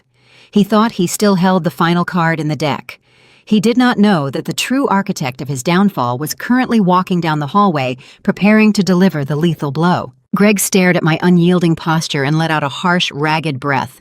The panic that had seized him moments prior began to curdle into a desperate, cornered arrogance. He was a man accustomed to bullying his way out of bad investments, and he refused to concede defeat to a woman he viewed as a mere administrative nuisance. He adjusted his silk tie, squaring his shoulders as he tried to reclaim the narrative in front of the retreating audience. "You think a few printed access logs change the structural reality of this estate?" Greg challenged, his voice rising in pitch as he projected his hollow confidence across the room. "Your mother is the executor. Patricia holds 90% of the voting equity. You are a minority shareholder with 10% and zero executive leverage. My legal counsel might have lost his nerve, and these gentlemen might lack the stomach for a complex restructuring, but that does not change the math. I will find new buyers. I will secure new capital. Your mother will sign the transfer, and we will liquidate the warehouses through standard probate channels. You cannot stop the majority shareholder from selling her own property." The three regional investors who had nearly reached the exit paused at the sound of his arrogant declaration. They were eager to wash their hands of the fraudulent transaction, but Greg's brazen refusal to accept reality made them hesitate. They stood near the heavy glass doors, witnessing the sheer audacity of a predator refusing to drop his prey. Before the silver-haired investor could push the brass handle, the heavy boardroom doors swung inward from the hallway. A towering figure stepped into the threshold, blocking the exit. Silas Thorne walked into the sterile modern high-rise looking like a force of nature summoned from the Oklahoma plains. He wore a faded denim shirt, a well-worn leather jacket, and a weathered Stetson hat that shielded his eyes. His scuffed leather boots struck the polished floors with a heavy rhythmic cadence that commanded instant attention. He did not look like a man who belonged in a mirrored corporate suite. He looked like a man who owned the ground the building was constructed upon. Silas bypassed the startled investors and locked his piercing gaze directly on the real estate developer. His eyes held a glare that could cut glass. "She does not have the authority." Silas growled, his voice a deep, resonant rumble that shook the quiet tension of the room. "But I do." The atmosphere in the boardroom shifted instantly. The three wealthy businessmen standing near the door recognized him without a formal introduction. Silas Thorne was a legend in the regional energy sector. He was known for rescuing independent drilling operations during the harsh economic downturns of the late 90s, cementing his status as a pillar of business integrity. Seeing a man of his stature intercede in a distressed asset sale sent a clear, undeniable message to the investors. They realized they had narrowly avoided crossing a true titan of the Tulsa commercial landscape. The silver-haired man offered Silas a respectful, deferential nod, quietly stepping aside to let the rancher pass. Silas marched down the length of the mahogany table. Patricia shrank back into her ergonomic chair as he approached. She remembered Silas from the rare occasions he visited our family estate. She knew Arthur respected Silas more than any other living person, and she knew Silas harbored zero tolerance for her superficial vanity. Silas did not even grace my mother with a glance. He treated her like a minor obstacle on his path to the real threat. He stopped directly across from Greg Larson. Greg looked up at the towering rancher, his arrogant posture wilting under the sheer physical presence of the older man. The developer tried to speak to demand an explanation for the intrusion, but his vocal cords failed him. Silas reached into the interior pocket of his leather jacket. He withdrew the original 15-year-old notarized partnership agreement. The paper was crisp and bound in heavy cardstock, preserving the foundational charter of Whitlock Industrial Supply. He held the document in his large, calloused hand for a brief moment before dropping it onto the polished wood surface. The heavy thud echoed alongside the certified financial audits and the digital access logs already dominating the table. "My name is Silas Thorne," he announced, addressing the room but keeping his eyes pinned to Greg. "I am the silent partner of Whitlock Industrial Supply. I hold 40% of the voting equity in that enterprise." Greg stared at the faded document. The color drained from his face, leaving his skin a sickly ashen gray. His jaw went slack. The confident arithmetic he had just boasted about was instantly obliterated. He had structured his entire hostile acquisition around the false premise that Patricia controlled 90% of the leverage. He believed he only needed her signature to clear the path to liquidation. The sudden appearance of a silent partner with a 40% voting bloc meant Patricia never possessed the supermajority required to approve a unilateral sale. Greg's master plan was built on a catastrophic miscalculation. "You cannot hold 40%. Greg stammered, his voice reduced to a breathless, frantic whisper. The probate filings indicated Patricia was the primary beneficiary. The estate documents never mentioned a silent equity holder. Arthur Whitlock was a thorough man. Silas replied, his tone devoid of any sympathy. He structured this charter 15 years ago to protect his workforce from vultures like you. He kept my name off the public ledgers to ensure the supply chain remained stable. But my signature is on the foundational articles of incorporation, and my voting rights are irrevocable." Patricia let out a quiet, horrified gasp. She stared at the contract resting on the table, realizing her late husband had outsmarted her from the grave. Arthur knew her true nature all along, and he had woven a safety net to ensure she could never destroy his legacy.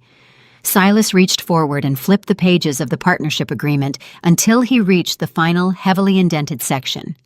He tapped his thick index finger against the bold header. "Let me read a specific clause for your benefit, Mr. Larson," Silas said, enunciating every lethal legal term with grim satisfaction.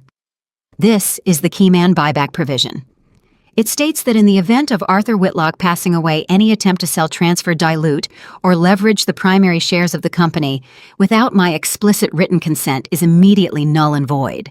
Greg gripped the edge of the table, his knuckles turning stark white. He looked like a man watching his own ship sink into dark water. Furthermore, Silas continued, his voice carrying the full weight of the corporate guillotine. This provision grants me an automatic unilateral right of first refusal. If a rogue shareholder attempts to execute a hostile transfer, I possess the supreme legal authority to intercept that transaction and forcibly purchase those shares at their original uncorrupted market value. The finality of the reading hung heavy in the high-rise suite. The legal mechanics of the trap were flawless. The keyman buyback provision stripped Patricia of her ability to hand the company to her new boyfriend.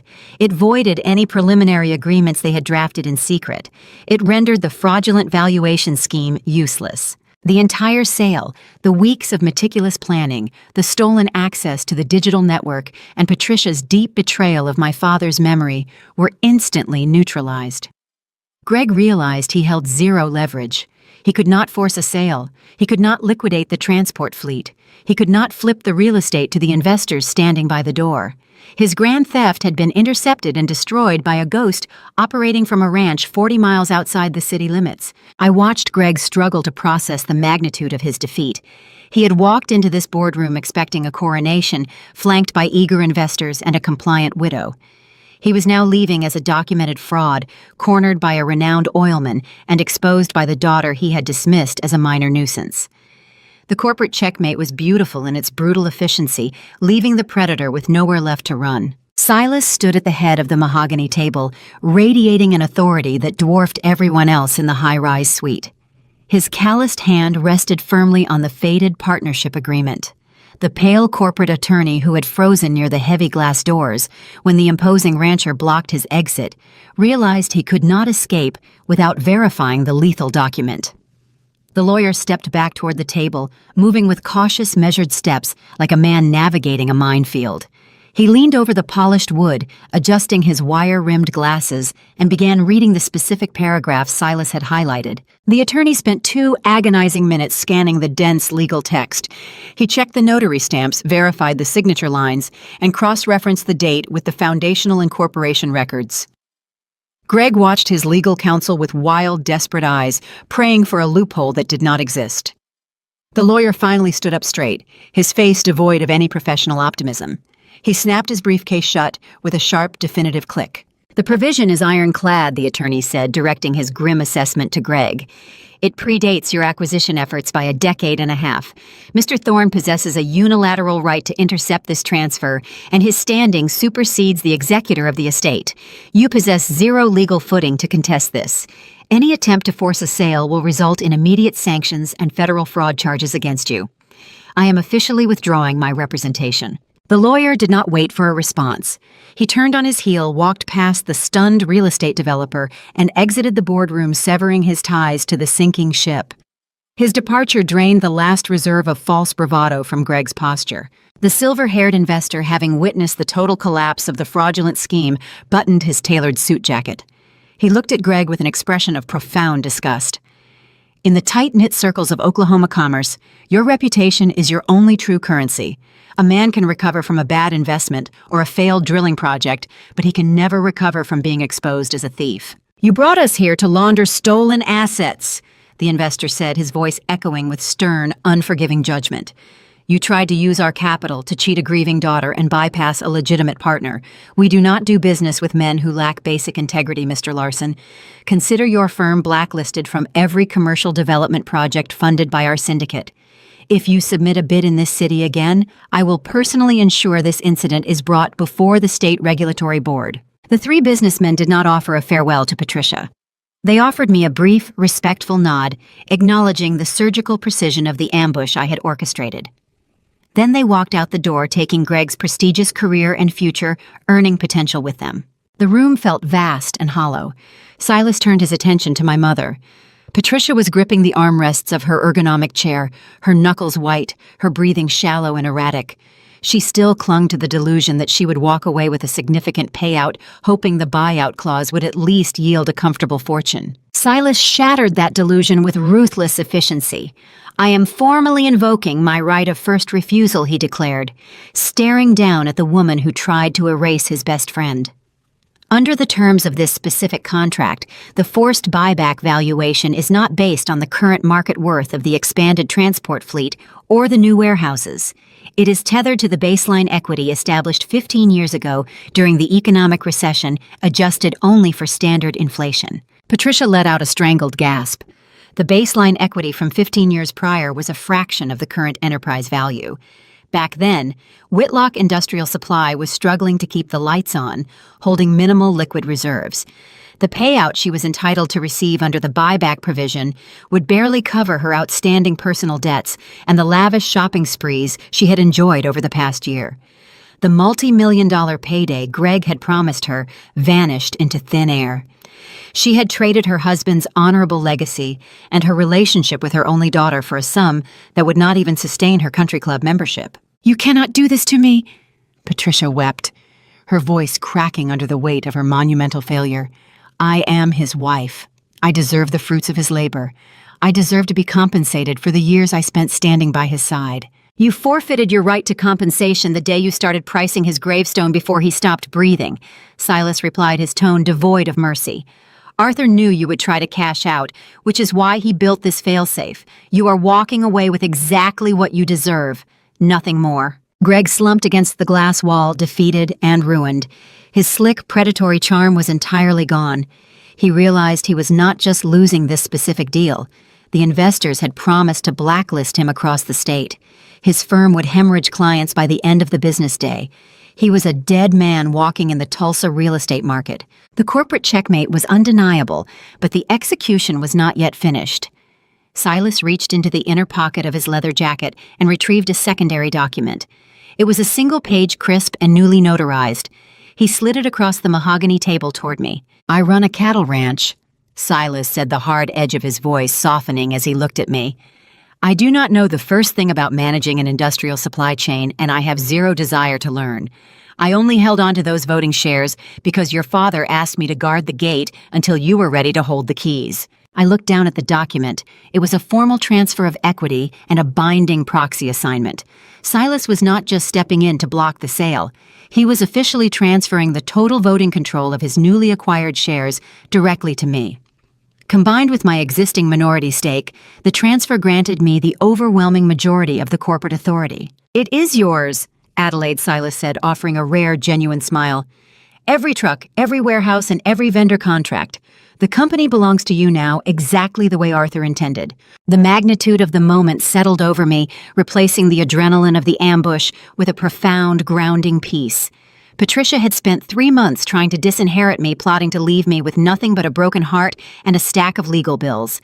Instead, her greed had triggered the very mechanism that crowned me the sole custodian of the Whitlock empire. I picked up the silver pen Greg's lawyer had abandoned on the table. I did not sign a waiver of surrender. I signed the proxy acceptance securing my father's legacy under my own name. The transition of power was swift, silent, and final. I looked at Greg and Patricia, noting their hollow eyes and shattered postures. The abusers were left with nothing but the devastating consequences of their own deceit, trapped in a prison of their own making. The ink from my signature dried on the proxy transfer. The faint scratch of the pen against the paper was the only sound left in the boardroom. The corporate attorney was gone. The investors were gone. The high-rise suite designed to host lucrative celebrations and boastful toasts now felt like a sterile tomb. Silas Thorne stepped back from the table, crossing his arms over his chest, standing as a silent sentinel while the wreckage of Patricia and Greg settled. Greg pushed himself off the glass wall. His expensive charcoal suit suddenly looked wrinkled, hanging loose on his frame as the posture of a successful developer collapsed. The smooth, patronizing charm he weaponized against me at the estate had evaporated. What remained was a hollow, desperate man who realized his entire professional identity had just been incinerated. He looked at the leather portfolios stacked on the table, then slowly turned his gaze toward my mother. The romantic facade they built crumbled in less than a minute. Greg did not walk over to comfort the woman he claimed to love. He did not offer a reassuring hand or promise they would figure it out together. Instead, his face twisted into a mask of pure resentment. He took a menacing step toward Patricia, his breathing heavy and ragged. "You told me the estate was clear. Greg snarled, his voice stripped of all affection. You told me Arthur left you with total control. You swore there were no other partners to sign off on the liquidation. Patricia shrank back into her chair. Her hands trembled as she reached out toward him, desperate to maintain the illusion of their partnership. Greg, please, she cried, her voice thin and reedy. I did not know about Silas. Arthur kept that contract a secret. I swear to you, I thought I held all the voting equity. We can still fight this. We can hire better lawyers and challenge the buyback clause in civil court. Greg let out a harsh, barking laugh that echoed painfully in the empty room. Fight this with what money, Patricia? You just lost the payout. The investors walking out that door just blacklisted my firm across the entire state of Oklahoma. I am going to spend the next 5 years defending my commercial license against state investigations, and you want to hire better lawyers. You lied to me. You hid a silent partner to inflate the value of your own portfolio, and you dragged me down into your miserable family drama. He was projecting his own failure onto her, rewriting history to cast himself as the victim of her incompetence. It was the predictable behavior of a cornered predator turning on its own pack. He grabbed his leather briefcase from the floor, his knuckles white with tension. Greg, do not leave me here, Patricia pleaded, standing up on shaky legs. Her designer heels clicked erratically as she took a step toward him. Where are you going? We need to go back to the house and formulate a plan. I am going to the bank to protect my remaining assets before the Attorney General freezes my accounts. Greg shot back, his eyes narrowing with disgust. Do not call my phone. Do not come to my office. If you try to contact me, I will file a restraining order and claim you defrauded me too. We are done. He turned on his heel and marched toward the heavy glass doors. He did not look back. He did not offer a final goodbye. The door swung shut behind him, sealing his exit and abandoning Patricia in the lobby of his own headquarters. She stood frozen in the center of the room, her hand outstretched toward the empty hallway. The man she chose over her husband's legacy, the man she prioritized over her own daughter, had discarded her the second she stopped being profitable. The silence returned heavier this time. Patricia slowly lowered her arm. She was stripped of her wealthy boyfriend, her husband's company, and her public dignity, all within the span of a single hour. She slowly turned to face me. The haughty, commanding widow who had threatened to bury me in legal fees was gone. In her place stood a terrified, aging woman, realizing she was entirely out of options.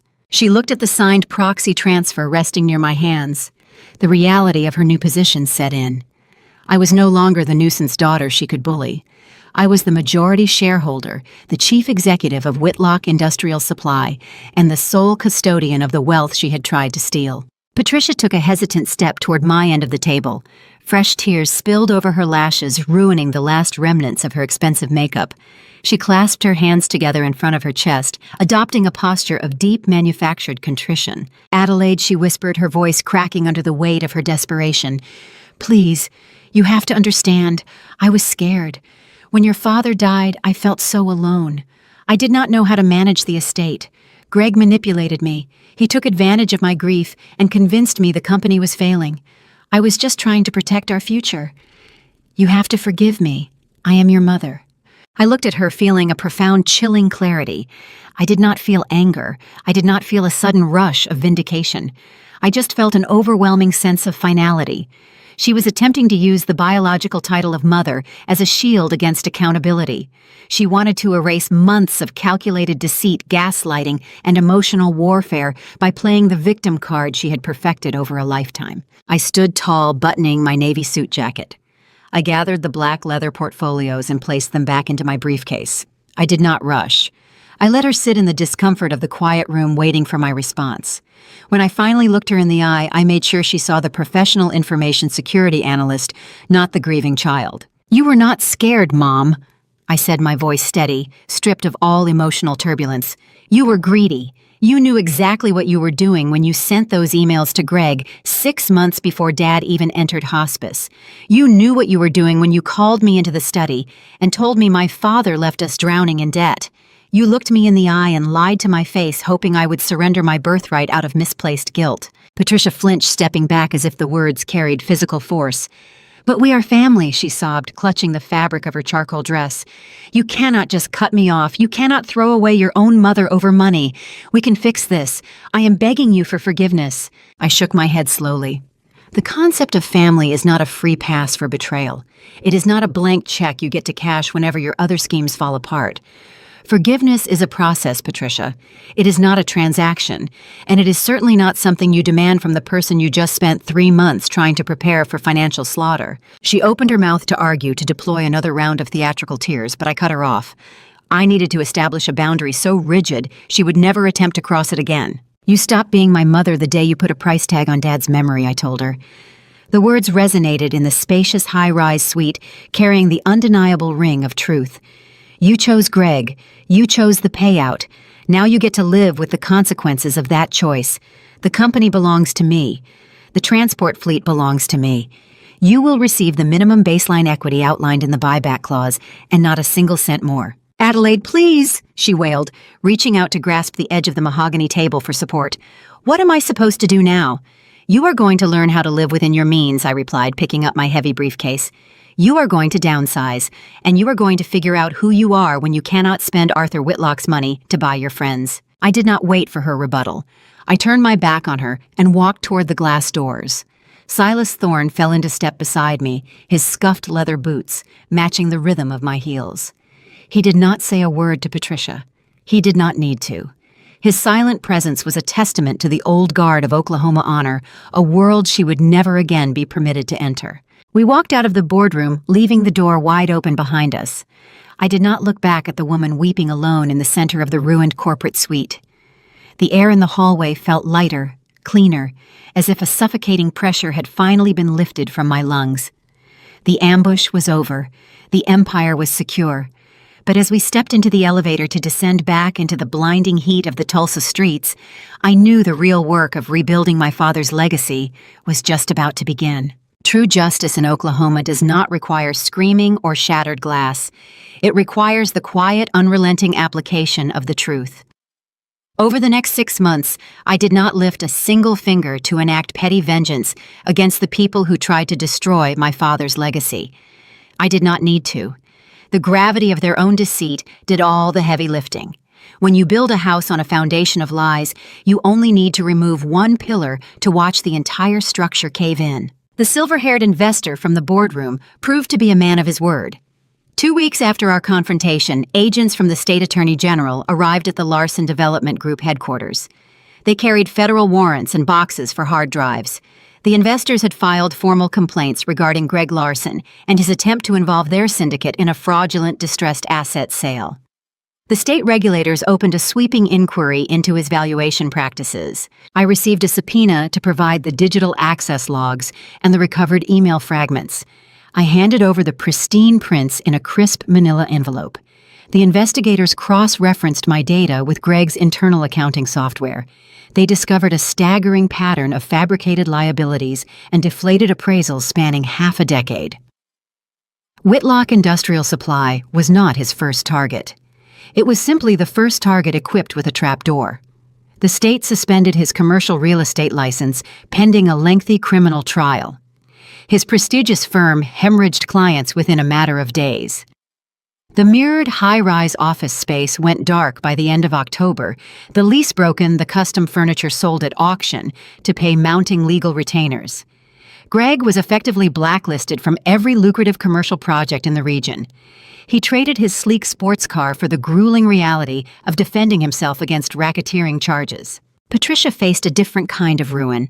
Her downfall lacked the dramatic flash of federal warrants, but the erosion of her lifestyle was slow and agonizing. She received the minimum baseline equity payout stipulated by the 15-year-old buyback clause.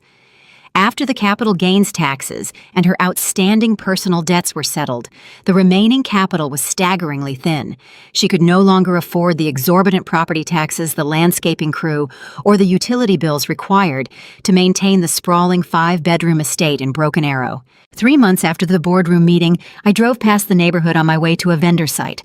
A stark wooden real estate sign stood planted in the manicured front lawn. Patricia was forced to hold a sprawling estate sale to liquidate the custom furniture, the imported rugs, and the designer wardrobe she prized over her own family. I did not attend the sale, but the Tulsa Society grapevine works with ruthless efficiency. The wives of the local oilmen and the country club committee members quickly learned why the widow Whitlock was suddenly downsizing. In a community that values ancestral loyalty and business honor, conspiring to steal a dead husband's company is an unforgivable social crime. Her prestigious friends stopped returning her phone calls. Her invitations to charity galas and holiday luncheons ceased entirely. The country club quietly terminated her membership, citing unpaid quarterly dues. Patricia moved into a modest, cramped apartment complex on the outer edge of the city limits. She traded her sprawling sunroom for a tiny concrete balcony overlooking a crowded parking lot. She was stripped of her audience, her status, and the wealth she felt entitled to possess. The isolation she engineered for me became her permanent reality. While their lives fractured, I focused my energy on reinforcing the steel and concrete of my father's empire. I officially stepped into the executive suite as the Director of Operations and Cybersecurity for Whitlock Industrial Supply.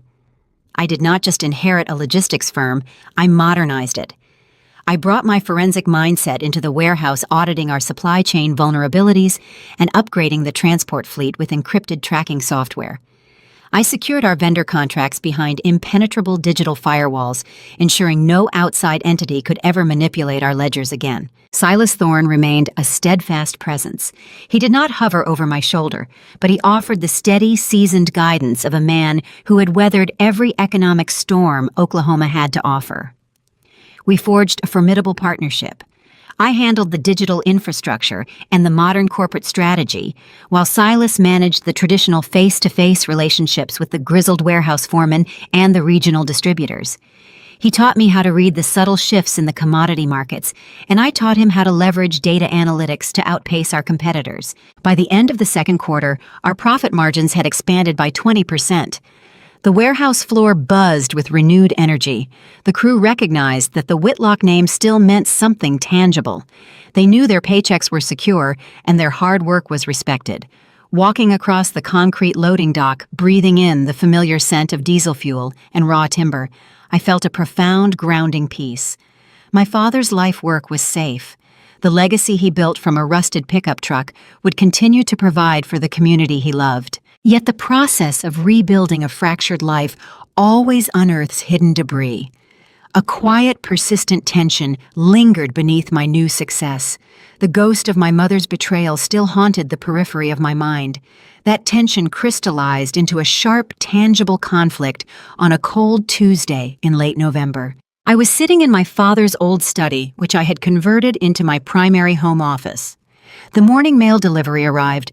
Mixed among the routine utility bills and corporate correspondence was a stark white envelope bearing my name in familiar sloping handwriting. There was no return address, but I recognized Patricia's penmanship instantly. I stared at the envelope resting on my desk. For 6 months, I had maintained an impenetrable boundary of silence. I had blocked her phone number and routed her electronic messages directly to a digital trash bin. I refused to let her toxic narrative infect the healthy environment I was cultivating. But a handwritten letter possessed a different kind of weight. It was a physical intrusion into my sanctuary. My analytical mind urged me to feed the unopened envelope straight into the paper shredder. Engaging with a compromised source only invites further security breaches. But the lingering echo of the daughter, who once craved a mother's approval, hesitated. I knew Patricia was reaching out because the reality of her cramped apartment and her social exile had finally become unbearable.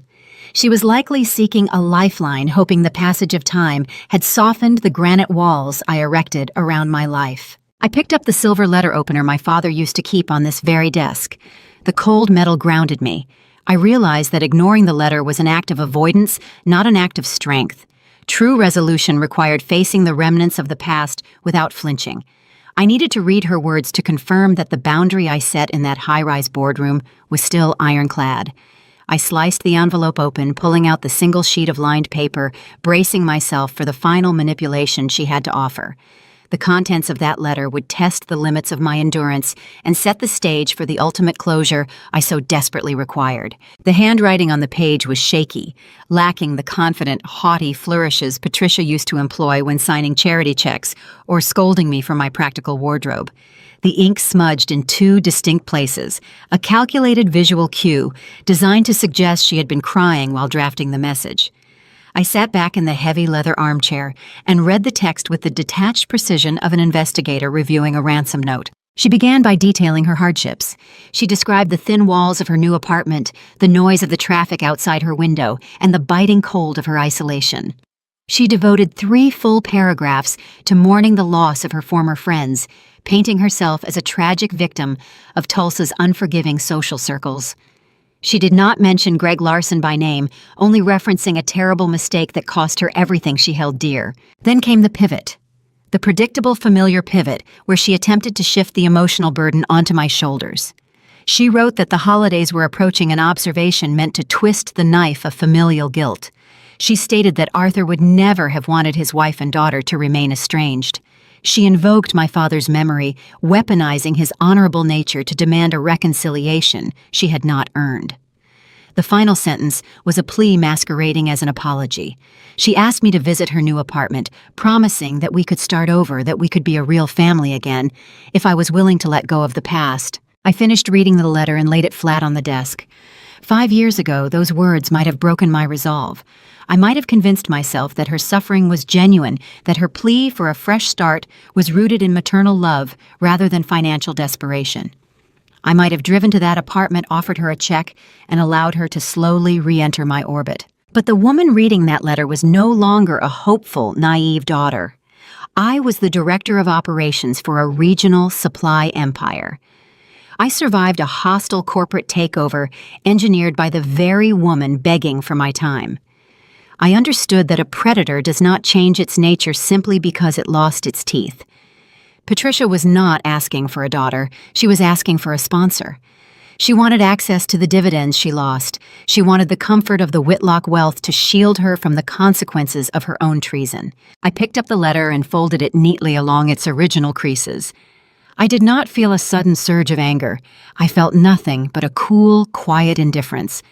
The surprising twist was not a dramatic confrontation or a sudden change of heart.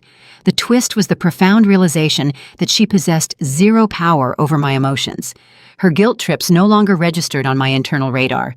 The emotional virus she tried to upload was blocked by the firewalls of my own self-respect. I dropped the letter into the shredder. The machine whirred to life, grinding the paper into illegible strips of white confetti. I did not write a response. I did not send a text. I let the silence serve as my final, irrefutable answer. The conflict was over. The battle lines were permanently drawn, and I was finally ready to share the true cost of this victory with the world. The sound of the shredder grinding that letter into confetti was the closing chord of a very long, exhausting symphony. I sat in my father's heavy leather armchair and watched the white strips settle in the clear plastic bin. I did not feel a sudden surge of triumph. I felt a quiet, enduring calm. For 32 years, I believed that maintaining a relationship with my mother was a mandatory obligation. I thought the friction between us was a puzzle I simply needed to solve. I spent my entire childhood and adult life trying to translate my worth into a language she could understand. The human brain works in strange ways when it is programmed by the people who raised you. You assume their conditional affection is the baseline for love. You assume their betrayal is somehow a reflection of your own inadequacy. It took a hostile corporate takeover and a stack of digital access logs for me to finally understand the truth. Patricia did not target me because I was a bad daughter. She targeted me because she viewed my loyalty as a weakness she could exploit. She thought my grief would make me compliant. She assumed I would roll over and hand her the keys to my father's legacy because I was desperate for her approval. When you strip away the toxic elements of your life, you create a vacuum. The beauty of that empty space is that you get to decide exactly who fills it. Biological ties are a mere accident of genetics, but true family is a deliberate, conscious choice. I found my chosen family in the quiet, steady presence of Silas Thorne. He did not ask for a parade or a percentage when he walked into that downtown boardroom. He did not demand a larger share of the corporate profits or a seat at the head of the executive table. He just showed up carrying the heavy weight of his honor to protect the child of a man he respected. Over the past year, Silas became much more than a silent business partner. He became the mentor I desperately needed. We fell into a comfortable routine. Every other Sunday, I drive out to his ranch past the city limits. We sit on his wide cedar porch, drinking dark roast coffee and watching his cattle graze across the wide Oklahoma plains. He tells me stories about the early days of the logistics industry, the oil busts of the previous decades, and the hard lessons he learned, standing shoulder to shoulder with Arthur Whitlock. He teaches me how to read the true character of a vendor, how to negotiate a contract without losing my leverage, and how to spot a lie before it ever leaves a person's mouth. In return, I upgraded the security infrastructure of his agricultural operations. I brought his livestock inventory systems and payroll networks into the digital age, locking down his data with the same encrypted firewalls I use for the supply firm. But our bond goes far deeper than shared commerce or mutual favors. Silas stepped into the vast void my father left behind. He looks at me with the exact same unyielding pride my dad used to show. He sees the information security analyst, the chief executive, and the survivor. He does not ask me to be softer or quieter or more accommodating to make others comfortable. He values the sharp analytical edges that kept me alive. If you are listening to this story right now, I want to talk directly to you. I want to speak to the person sitting alone in their car or lying awake in the dark wondering why the people who are supposed to protect you are the ones causing you the most profound pain. Maybe you are the reliable child, the one who is expected to fix the broken systems, pay the lingering bills, and absorb the sharp criticism, while a favored sibling or a reckless parent receives all the grace and praise. Maybe your parents treated your personal achievements as a threat. Maybe they viewed your hard-earned financial independence as a resource they could harvest for their own comfort, treating you like a retirement fund instead of a human being. Maybe you have been gaslighted into believing that your boundary is an act of aggression. Maybe they told you that your refusal to be manipulated makes you the villain of the family narrative. I know that specific hollow ache in the center of your chest. I know what it feels like to stand in a room full of relatives and realize you are entirely isolated. I spent a long time believing that if I just worked harder, if I just proved my competence and offered enough help, my mother would finally look at me with genuine pride. I was wrong. You cannot earn the respect of someone who benefits from tearing you down. You cannot use logic and spreadsheets to cure someone else's deeply rooted greed. Here is the truth that saved my life, and I hope it saves yours today. Loyalty is a two-way street. Blood does not entitle anyone to abuse you. It does not entitle them to drain your bank account, sabotage your mental health, or steal your future. Society places a heavy, unrelenting burden on children to honor their parents, but true honor requires mutual respect. When a parent weaponizes your love for their own financial gain, they break the fundamental social contract. You are not obligated to honor a debt that was incurred through deceit and manipulation. Walking away from my mother was the hardest maneuver I have ever executed, but it was also the most vital. Setting boundaries is not an act of revenge. It is not a cruel punishment you inflict on the people who hurt you. Setting boundaries is an act of basic survival.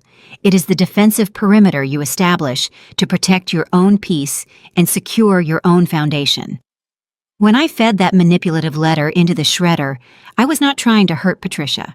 I was simply refusing to let her set my house on fire just so she could keep herself warm. You are allowed to close the heavy door on toxic dynamics. You are allowed to stop showing up for people who never bother to show up for you. You are allowed to guard your resources, your precious time, and your emotional energy.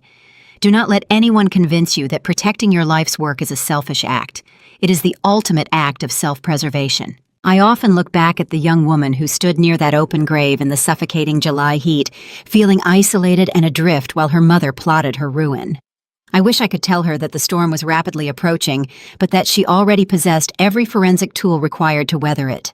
I wish I could show her the thriving supply empire she would one day command, the secure network firewalls she would build, and the quiet, peaceful Sundays she would spend on the ranch porch with a man who truly understood her value. We cannot rewind the clock and rewrite the past. We cannot force broken people to love us the way we deserve to be loved. But we have total, undeniable authority over the future we construct from the wreckage. We get to choose the partners we trust in the boardroom, the legacy we build in our communities, and the respect we demand from the people we allow into our lives. If you are still sitting at a table where your worth is being negotiated, it is time to stand up and build your own. Because true power isn't proving them wrong, it's proving yourself right. Thank you for listening to my story. If this journey resonated with you, if you found a piece of your own hidden struggle reflected in the events I shared today, please take a moment to subscribe and like this video. Your support helps bring these vital narratives to the people who need to hear them most. I want to hear from you directly. Drop a comment below and share your own experiences. Tell me about the hard boundaries you had to set, the chosen family you built from the ground up, and the defining moment you decided to stand up to a toxic family dynamic. We read every single comment, and your voice might provide the exact validation someone else is desperately seeking today. Stay strong, trust your analytical instincts, and never apologize for protecting your peace. Until next time, take care of yourself. We often look at stories of corporate takeovers, hidden contracts, and boardroom betrayals as something straight out of a Hollywood thriller. But when the dust finally settled in the Whitlock family drama, what remained wasn't just a triumphant tale about a recovered multi-million-dollar logistics empire. It was a clear, unyielding mirror reflecting the quiet, often unexamined foundations of the modern family. The Whitlock saga is a microcosm of a profound crisis in our society, particularly within the fast-paced, success-driven landscape of American culture. We live in an era that frequently equates parental success with the zip code we live in, the brand of cars parked in our driveways, and the size of the financial portfolios we leave behind. But as Adelaide Whitlock stood in that glass-walled high-rise defending her late father's legacy against the greed of her own mother, a chilling truth emerged. The most critical inheritance a parent will ever pass down is not financial. It is the inheritance of character. When we examine the traditional family structure, we visualize a sanctuary, a place where children are nurtured, protected, and guided by the unwavering moral compass of their parents. Arthur Whitlock and his silent partner Silas Thorne embodied the absolute bedrock of these traditional values. They built their lives on the quiet dignity of a handshake, the ironclad nature of a promise, and a deep-seated fairness that transcended mere business. They understood that family responsibility means living an honorable life, so your children know what truth looks like when they finally step out into a deceptive world.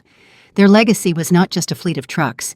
It was a blueprint for how to be a decent human being. Conversely, Patricia Whitlock's tragic trajectory serves as a poignant cautionary tale about the corrosion of parenting values when emotional awareness is replaced by materialism.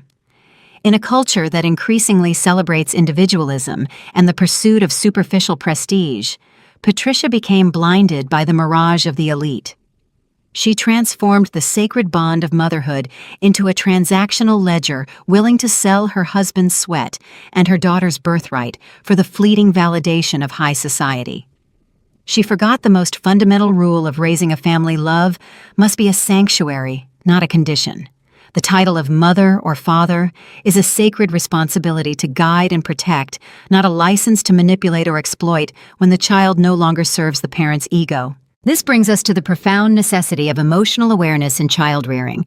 To raise resilient children in today's world, parents must first be willing to look inward. We cannot teach our children to navigate the treacherous waters of life if we are drowning in our own unresolved desires and insecurities. Patricia's downfall was not merely a financial miscalculation. It was a devastating failure of wisdom. She could not see beyond the shiny allure of her new boyfriend's sports car or the social capital of a country club membership. In doing so, she lost the only things of true, immeasurable value: a partner who provided unyielding security and a daughter of extraordinary brilliance.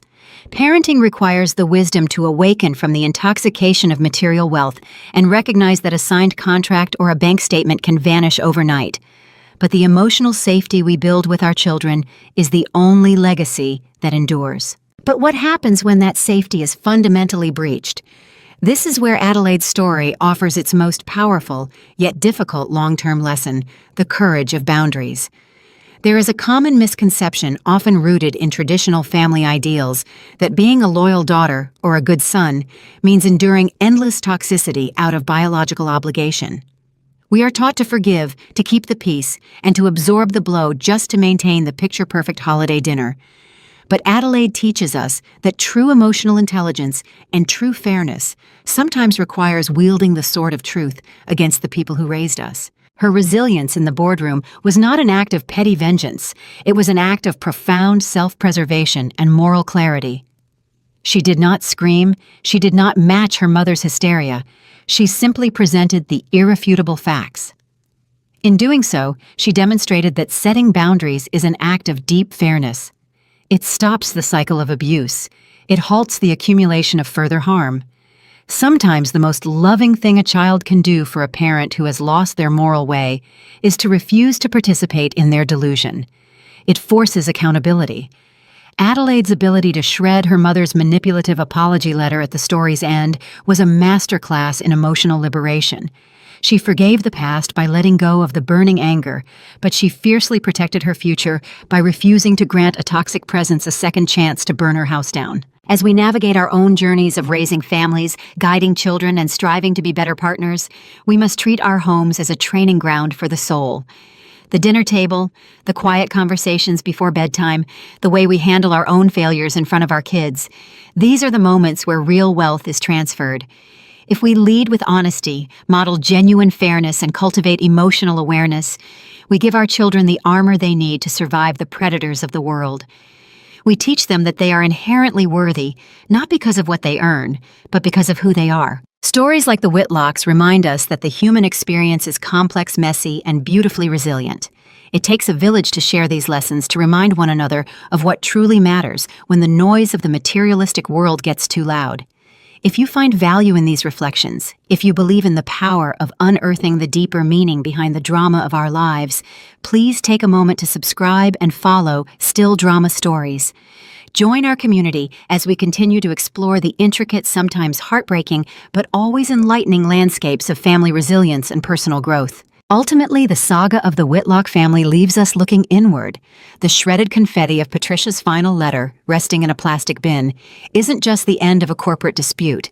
It is a monument to the painful, beautiful cost of growing up. We all inherit something from the people who raised us. Sometimes it is a golden compass pointing us toward integrity and hard work. Other times, it is a map of exactly what we must never become. As the dust settles on the Tulsa plains and Adelaide stands alone at the helm of her father's empire, one cannot help but wonder about the quiet hours of the night.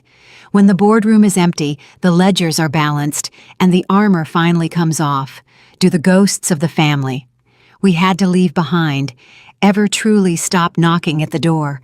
Or is the silence they leave in their wake simply the sound of our own hard-won peace, echoing endlessly through the halls of the lives we were brave enough to build?